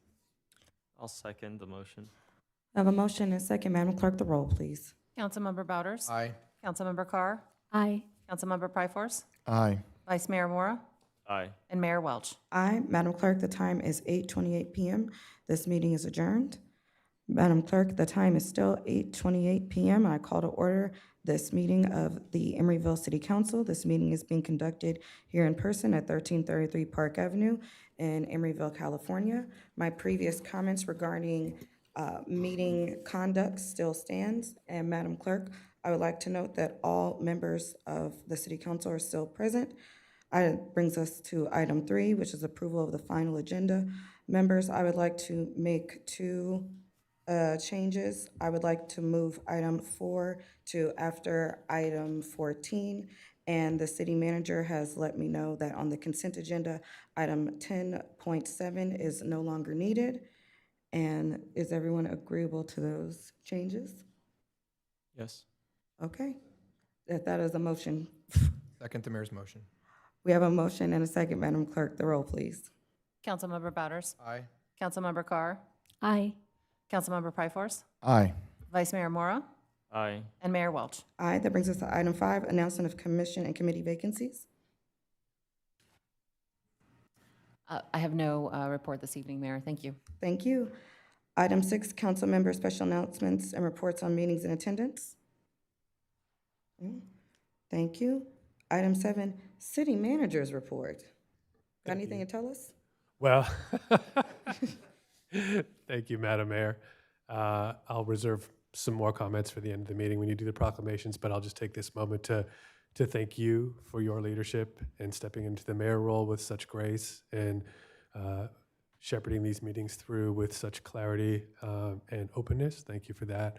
To the rest of the council members, I thank you all for your support during my time here. I'm deeply grateful to you for having me as your city manager. It has been a true pleasure, and I thank you for that.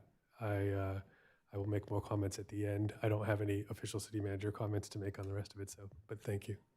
Thank you. Item 9, public comment for the consent agenda and items not on the agenda. Any member of the public wishing to make a comment on the consent agenda or items not on the agenda can do so now for 2 minutes.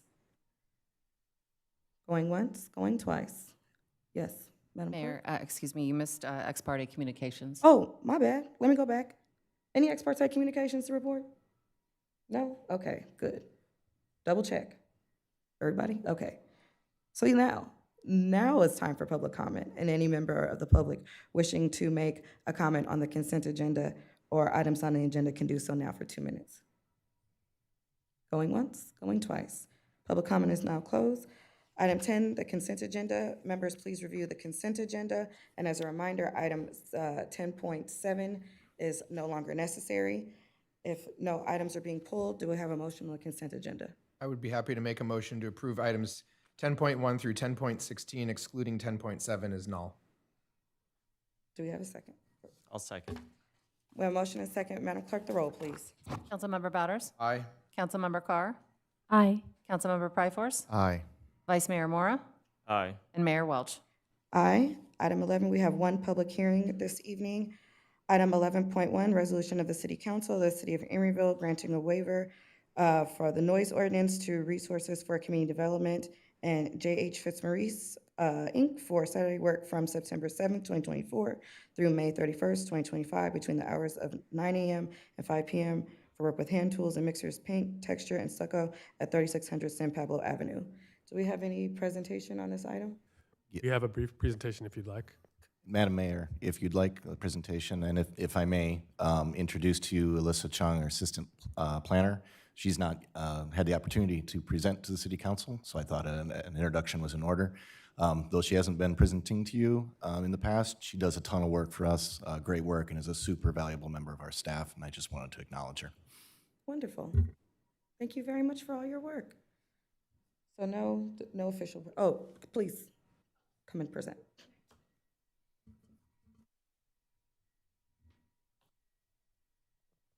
All right. Good evening, Mayor Welch and members of the council. I'm presenting to you today with a noise waiver request for Saturday work to complete the affordable housing project at 3600 San Pablo Avenue, otherwise known as Nellie Hannon. Next slide. All right, so for a little background, in October 2020, planning staff approved a 90-unit affordable housing development with commercial space for the Emeryville Citizens Assistance Program at 3600 San Pablo. Resources for Community Development is the developer for this. J.F. Fitzmaurice is the general contractor, and the city has been a significant financial partner on this project, providing over $17 million in loan financing. The contract completion date for the project is on May 30th of 2025. Next slide. All right, so this is the location of the work. It is a single parcel located between 36th and 37th Street, fronting San Pablo Avenue. Next slide. And then this is just a closer view of it from a different orientation. San Pablo Avenue is to the south, so you can see a little more closely the building footprint and sidewalk improvements associated with the project. Next slide. So the noise waiver request is for Saturday work from September 7th to May of 2024, this month, to May 31st of 2025, from the hours of 8 to 5 p.m. Work is not anticipated to occur every Saturday, but at its peak, it may occur up to 3 Saturdays per month.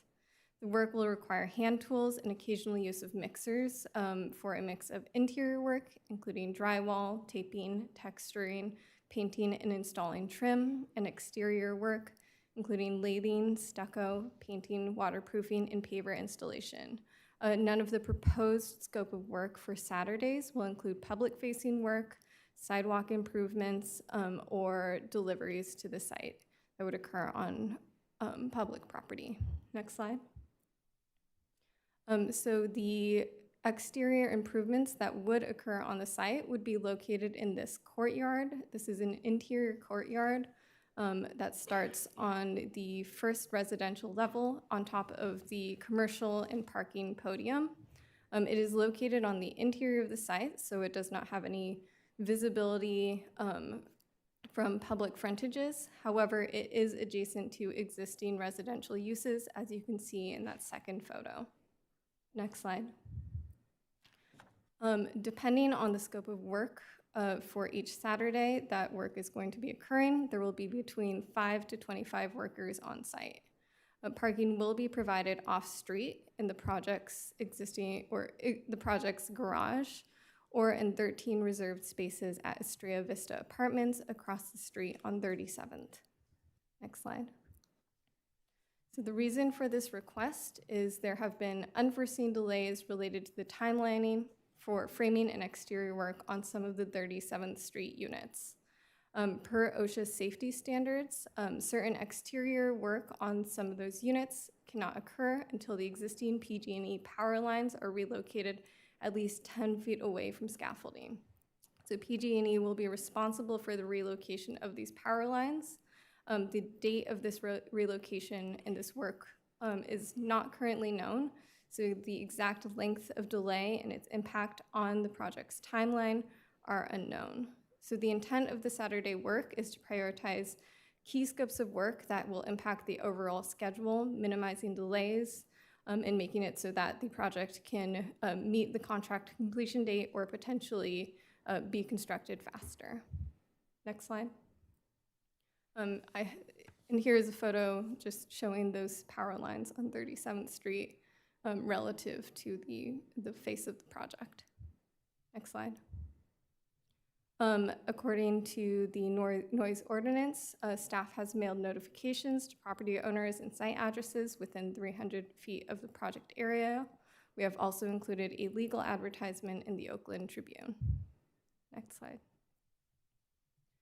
Staff believes that the request for Saturday work is reasonable because the proposed scope of work will not generate excessive noise and will help expedite development of critical affordable housing, as well as this commercial place for one of our local nonprofits. We also note that the work will not be occurring every Saturday, but it is necessary for the exact dates to be flexible for the type of construction needed. Next slide.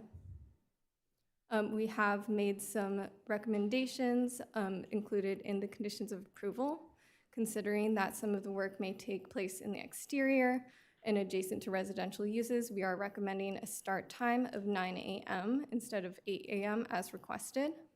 We are also requesting that the general contractor perform public noticing at least 10 days in advance of any Saturday when work will occur. And we are prohibiting Saturday work on the weekends of Thanksgiving and Memorial Day. Next slide.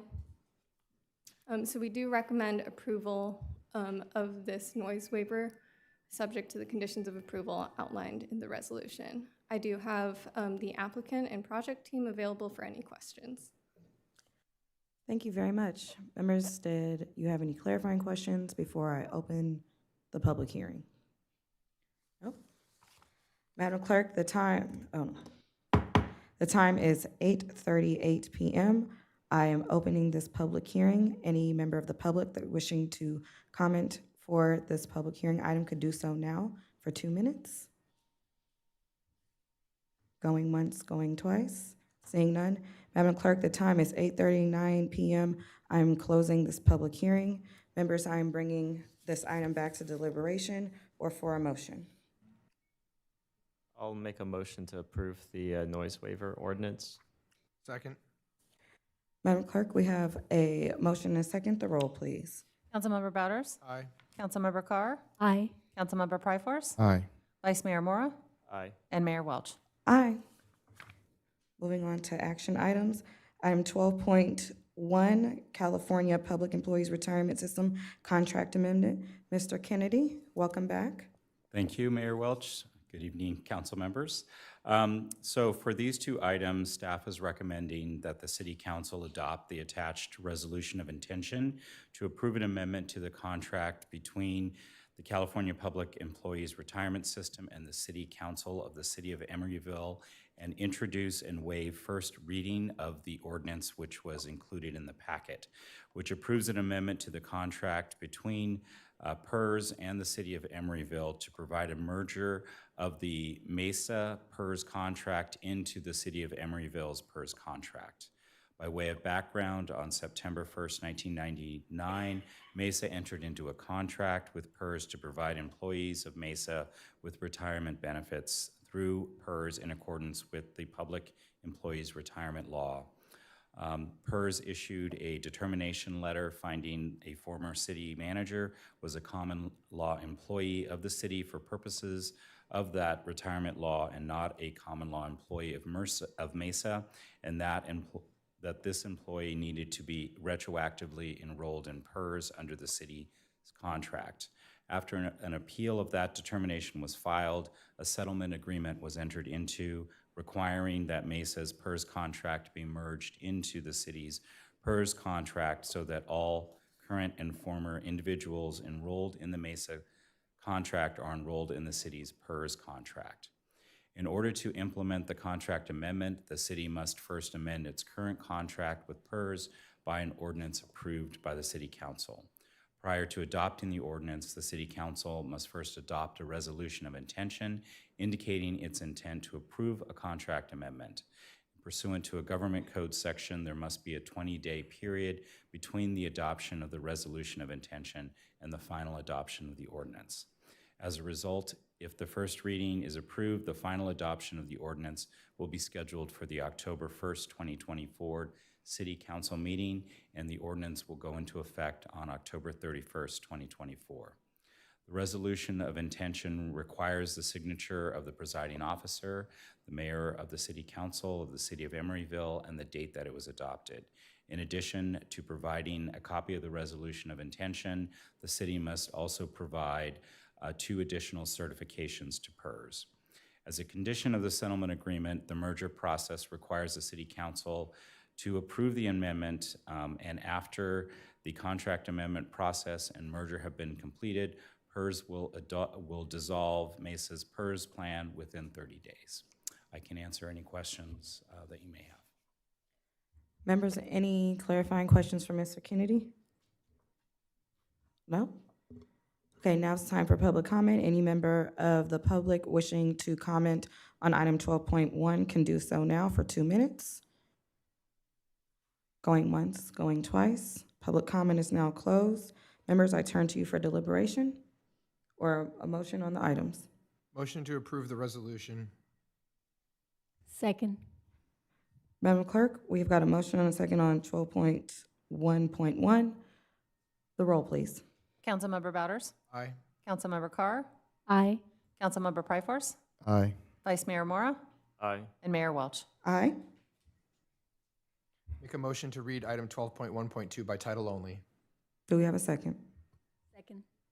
Madam Clerk, we have a motion and a second. The roll, please. Councilmember Bouders? Aye. Councilmember Carr? Aye. Councilmember Pryforce? Aye.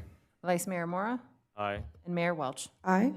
Mr. Kennedy, please. Thank you, Mayor Welch. An ordinance of the City Council of the City of Emeryville authorizing an amendment to the contract between the City of Emeryville and the Board of Administration of the California Public Employees Retirement System, or PERS, to provide for the merger of the management of Emeryville Services Authority's Mesa PERS contract into the City of Emeryville's PERS contract.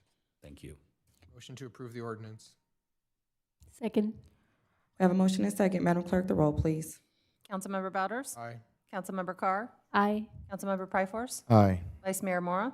Aye. And Mayor Welch. Aye. Item 12.2, resolution of the City Council of the City of Emeryville authorizing the acquisition of 1245 Powell Street, appropriating $1.7 million from the Park Impact Fee Fund to the budget for the capital improvement project for fiscal year 24-25 for the acquisition of 1245 Powell Street and the associated closing costs. Hi, Chad. Hello.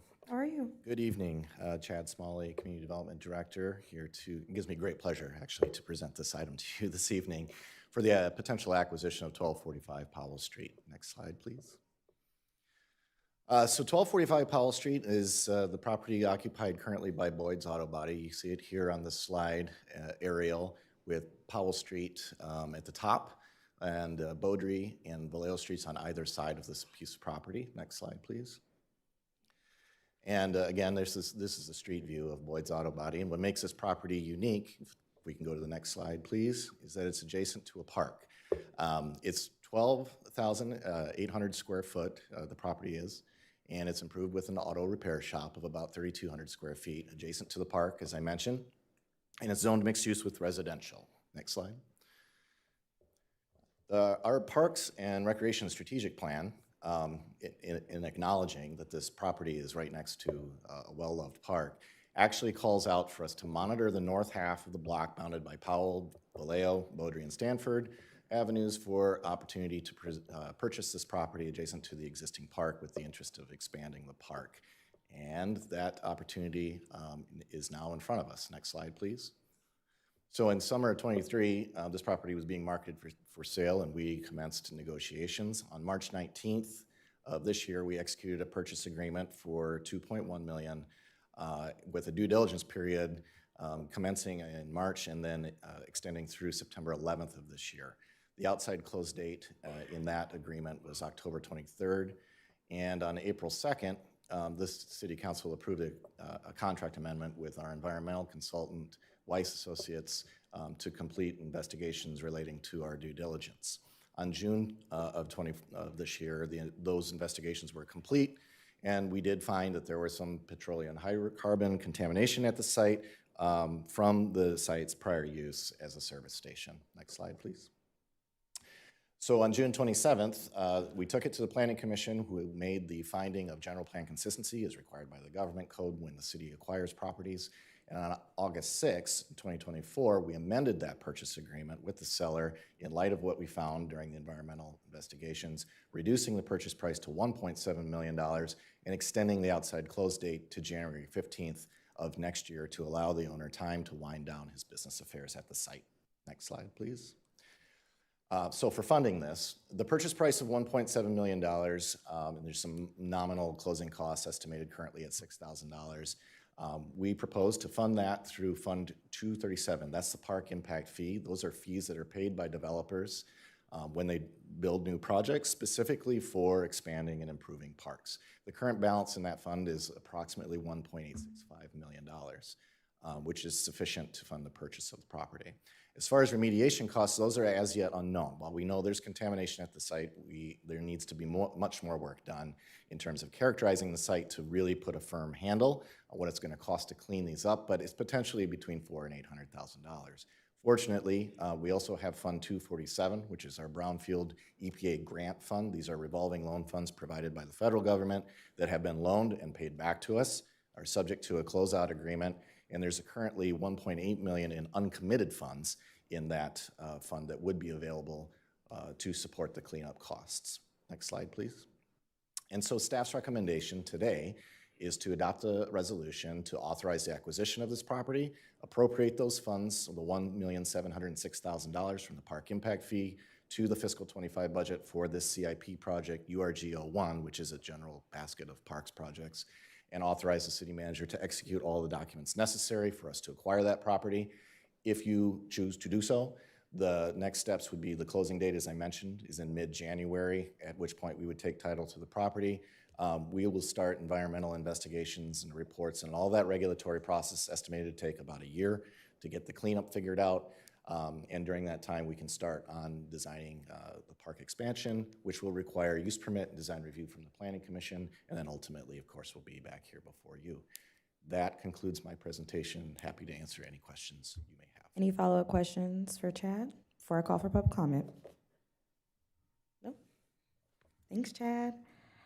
All right, now the time for public comment. Any member of the public wishing to comment on item 12.2 can do so now for 2 minutes. Going once, going twice. Public comment is now closed. Members, I bring it back to you for deliberation, comments, or a motion. I'll make a motion to approve the resolution. Second. Madam Clerk, Just want to make a brief comment. I just Please. want to thank the members of the City Council for supporting this when this property came online for sale a year ago. You know, as a former planning commissioner, brought this to the City Council to ask them to support this acquisition, staff for doing the diligence, environmental process to get us to this point, and bring us to a negotiating place where we're able to acquire this, fulfill a vision of the general plan, expand parks in our community, is something that I think we should all be proud of. So I'm supportive. Thank you. And I just a brief comment. I want to, Member Pryforce? Yeah, and I also want to thank the city manager for championing us doing this. And I think us following our general plan of adding more parks is the will of the people, and I'm always supportive of that. Thank you.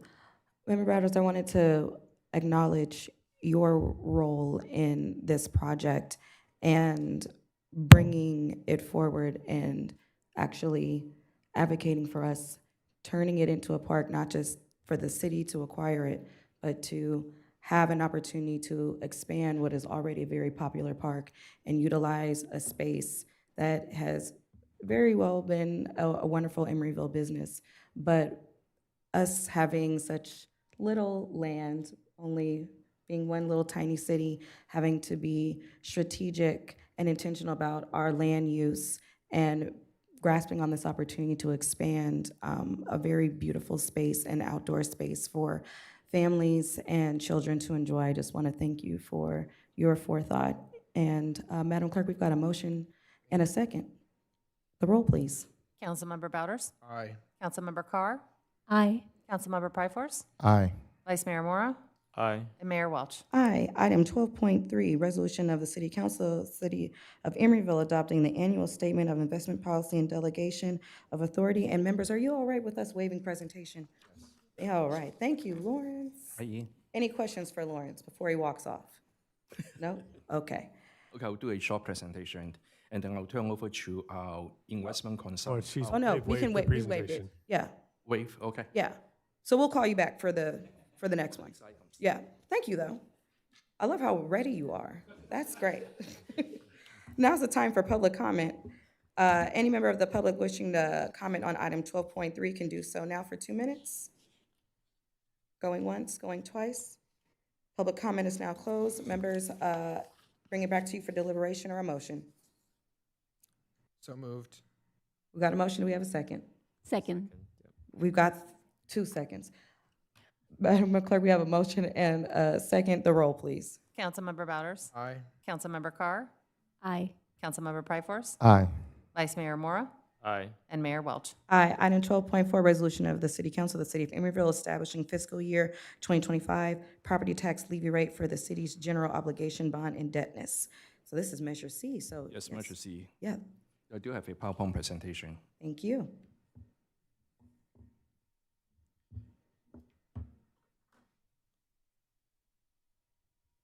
Okay, we first look at the emergency background. Next slide, please. In 2018, 72% of the Emeryville voter approved the emergency authorized the city to issue 50 million in general obligation bond for affordable housing. Then in March 2021, the City Council adopted the Affordable Housing Bond Administration and Expenditure Plan that guide the emergency affordable housing bond proceed. And in April last year, the City Council adopted a resolution approving the sale of the general obligation bond. Next slide, please.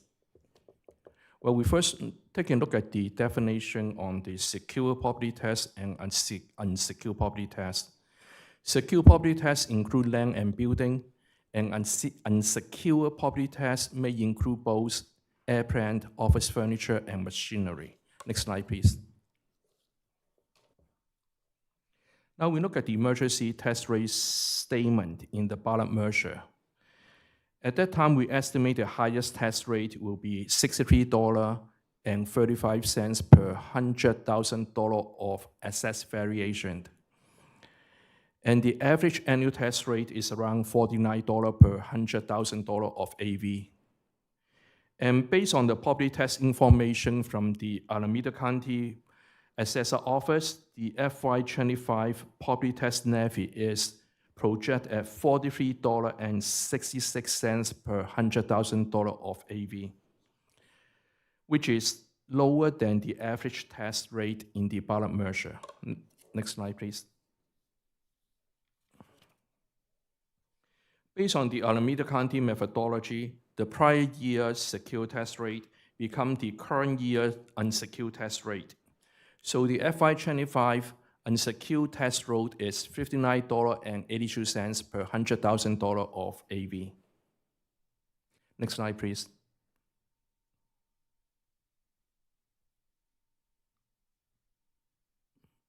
Now we look at the debt service payment schedule of the emergency.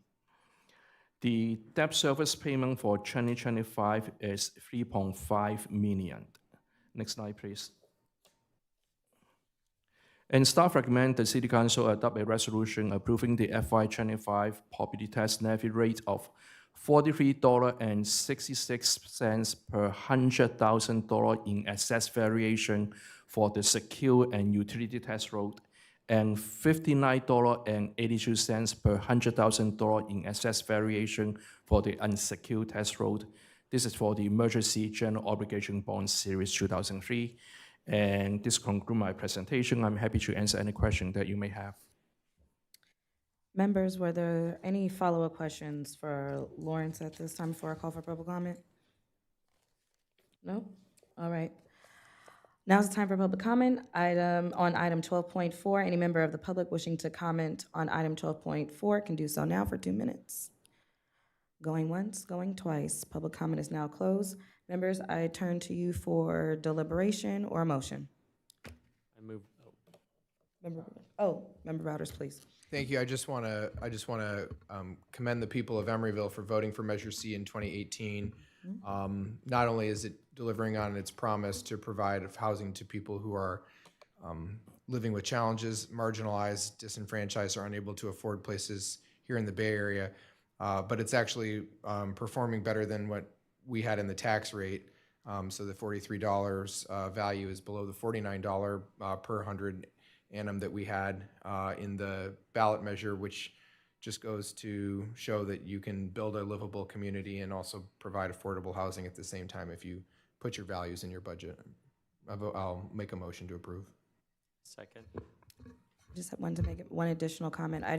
I don't know if people realize just how difficult it has been for many municipalities to build affordable housing since redevelopment was dissolved. And this is just a testament to the city of Emeryville being an inclusive, welcoming community. It is honestly unheard of that ballot measures, bonds get passed at that high of a threshold. You see municipalities all over the region struggling just to pass affordable housing bonds, transportation, infrastructure bonds. And so I think that is a great testament to our city and its values that something like this was not just passed, but passed at such a high threshold. And we have a motion and a second on the floor. Madam Clerk, the roll, please. Councilmember Bowders? Aye. Councilmember Carr? Aye. Councilmember Pryforce? Aye. Vice Mayor Mora? Aye. and Mayor Welch. Aye. Item 12.5, resolution of the City Council of the City of Emeryville adopting the amended expenditure and reserve policies for Measure F funds. Yes, I do have a short PowerPoint presentation. Okay, next slide, please. We first look at the background of the Measure F in 2020. 74.5% of Emeryville voters approved the Measure F, increasing the sales tax by 0.25%, with revenue for police, fire, childcare service, and you also fund one code enforcement officer and one engineer position. And in 2023, the City Council amended the Measure F reserve policy and established a target reserve of $4 million for the Emeryville Child Development Center, ECDC, in the event of any economic uncertainty. Next slide, please.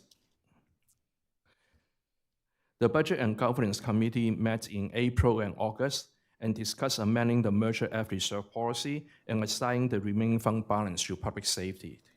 Next slide, please.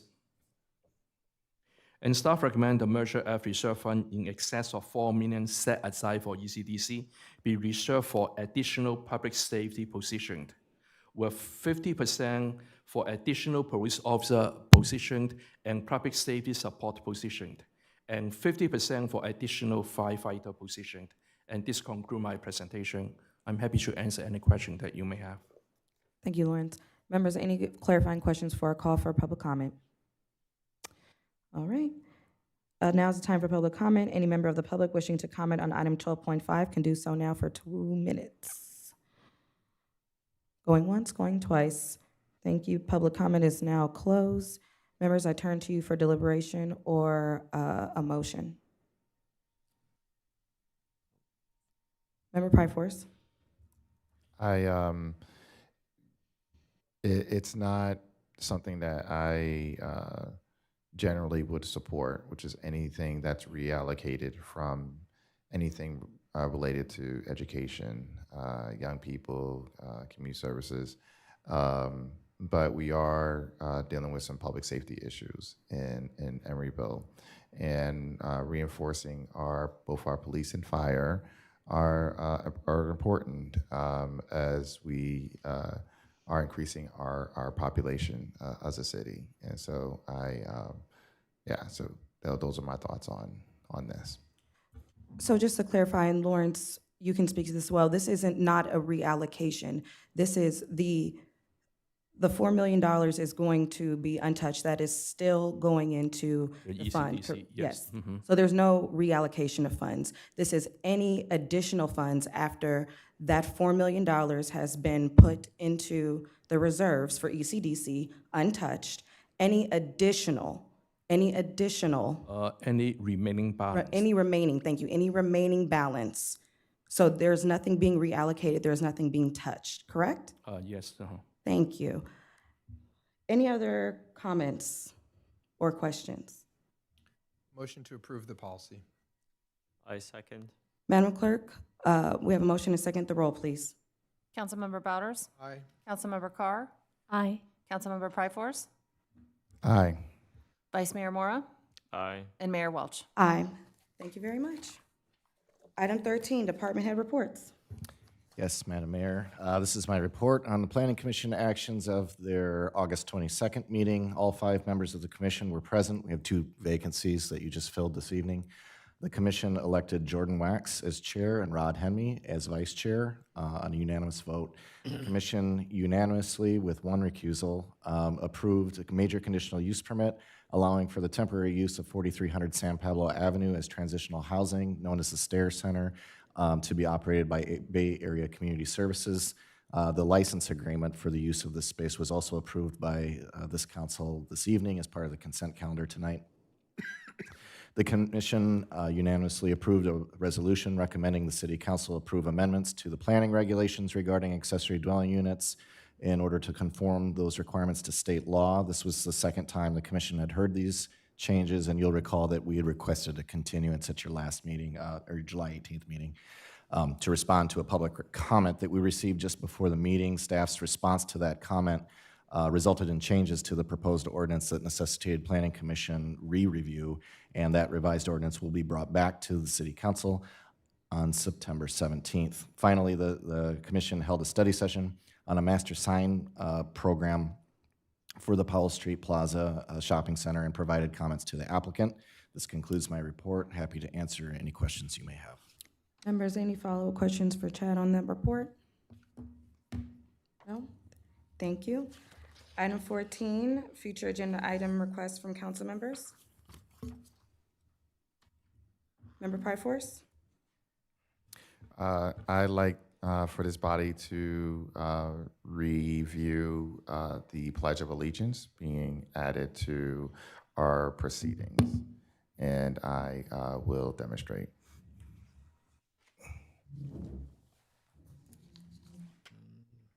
I pledge allegiance to the flag of the United States of America and to the republic for which it stands, one nation, indivisible, with liberty and justice for all. Is there majority support to revisit that and put it on a future agenda? There is not majority support to place that on a future agenda. Any other members with future agenda item requests? None? Thank you. We go back to item 4, special orders of the day. Item 4.1, proclamation of the City Council of the City of Emeryville recognizing September 14th, 2024 as National Food is Medicine Day.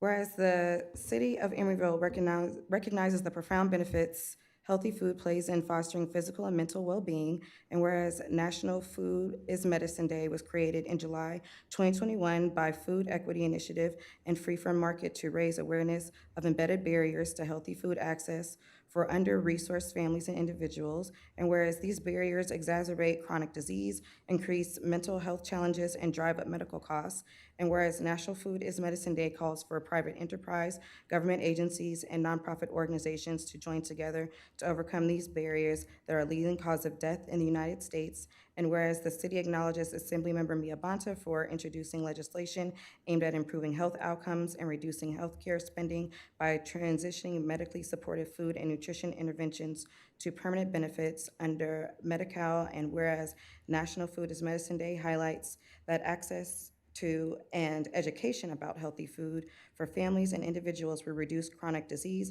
mental health challenges, and medical costs. And now, therefore, be resolved by the City Council of the City of Emeryville that September 14th, 2024 is hereby proclaimed as National Food is Medicine Day, and the city calls upon schools, businesses, community organizations, and individuals to join in raising awareness of the barriers of under-resourced families and individuals to healthy food by promoting Food is Medicine Day, proclaimed by the Mayor of the City Council of the City of Emeryville at a regular meeting held Tuesday, September 3rd, 2024. Thank you. And Member Carr, this was brought forth by you, and I want to thank you for acknowledging that.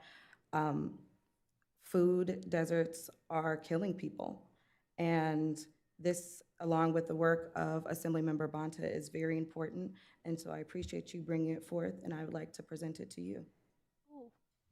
I'm honored. It's actually for Mia Bonta for all the work that, yeah. Thanks.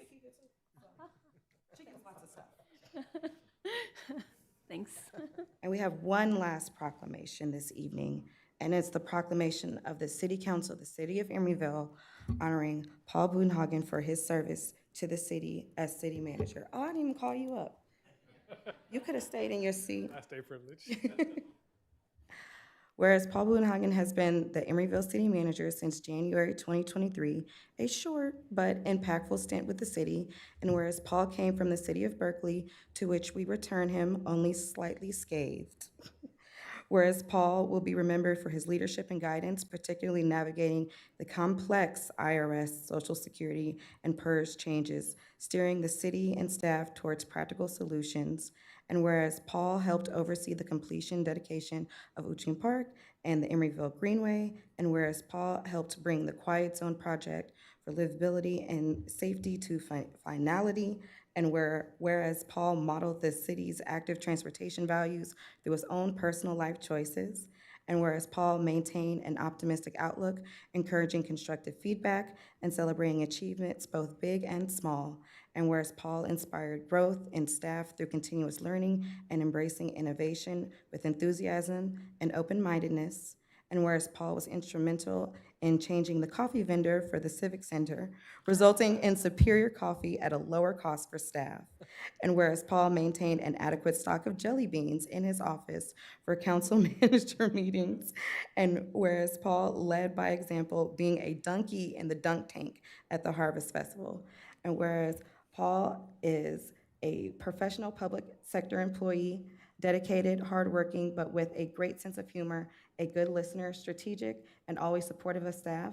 He will be greatly missed, and even though we do not fully understand why he wants to resubject himself to 10-hour public meetings at Berkeley, all shade, and whereas Paul provided a positive attitude and can-do approach to leadership while in the office of the city manager, and now therefore be resolved by the City Council of the City of Emeryville that Paul Boonhagen is honored and appreciated for his service to the City of Emeryville as city manager, proclaimed by the mayor of the City Council of the City of Emeryville at a regular meeting held Tuesday, September 3rd, 2024.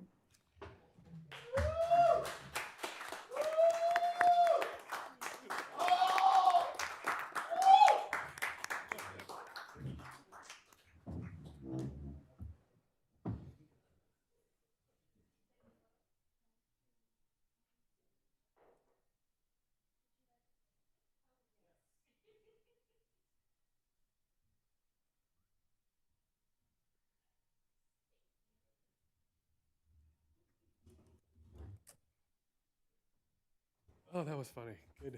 Good work. Good work. I won't. It's been a long meeting, so I won't keep you too much longer. But I do want to say again, thank you all, council, for your leadership, for your vision, for your support, for really thinking about how to make Emeryville a place where everyone can thrive, no matter who they are, no matter what they look like, no matter how they get around the city, whether they come here for work or whether they live here every day. The things that you've done to quiet the railroads and create bike lanes and have beautifully paved streets and wonderful parks and build housing for people to come and enjoy it are something for other cities to follow as example. And that is because of your leadership on the policy side. It is because of the incredible work that staff has done to bring all this stuff to life. And I'm deeply grateful to you, staff, for your both for your hard work, for your taking the vision of the City Council and their policy direction and making it into the things that we all enjoy here, for your friendship, for your humor, for your kindness. That is a high value of mine, and it is something that is present, I see every day in Emeryville. It's something that makes us want to come here and be together. And I'm grateful for you all for sharing that with me. It was my honor to share it with you. I will miss you all. Thursday is my last day, but I will only be one city over. I'll be there till midnight on Tuesday, so please text, call. But if there's anything that I can do to be supportive, I absolutely look forward to doing that. I will keep an eye on Emeryville. I still live in 94608. And I will for the foreseeable future, and I will come to events and see you there. I wish you nothing but the greatest success. I cannot wait to see the new park at 1245 Powell Street. I just wish we could have done it when my kids were little, but it's great. Somebody else's kids will enjoy that. And with that, I will stop. And again, my deepest thanks. Thank you, Paul. I have already told Mayor Arguin that we are going to work out a custody arrangement for you. And so we'll just alternate Tuesdays, and I get you the full summer, and he gets Christmas, and we'll split you on Thanksgiving. That was really specific. I put a lot of thought into this. I'm gonna say you know a thing or two about this. I'm starting Members, to have some did flashbacks to childhood. Members, did any of you have anything to share? Member Bowders? I just, as the longest serving member currently of the city council and has been here through several iterations of city manager, I just want to thank you for bringing joy to the community. Each city manager that we've had has brought a different approach to running the city and leading the staff and has had different skills and strengths. And I think one of the most foundational and educational components I've had as an experience on a council over these years has been just seeing how many different ways there are to do this job effectively.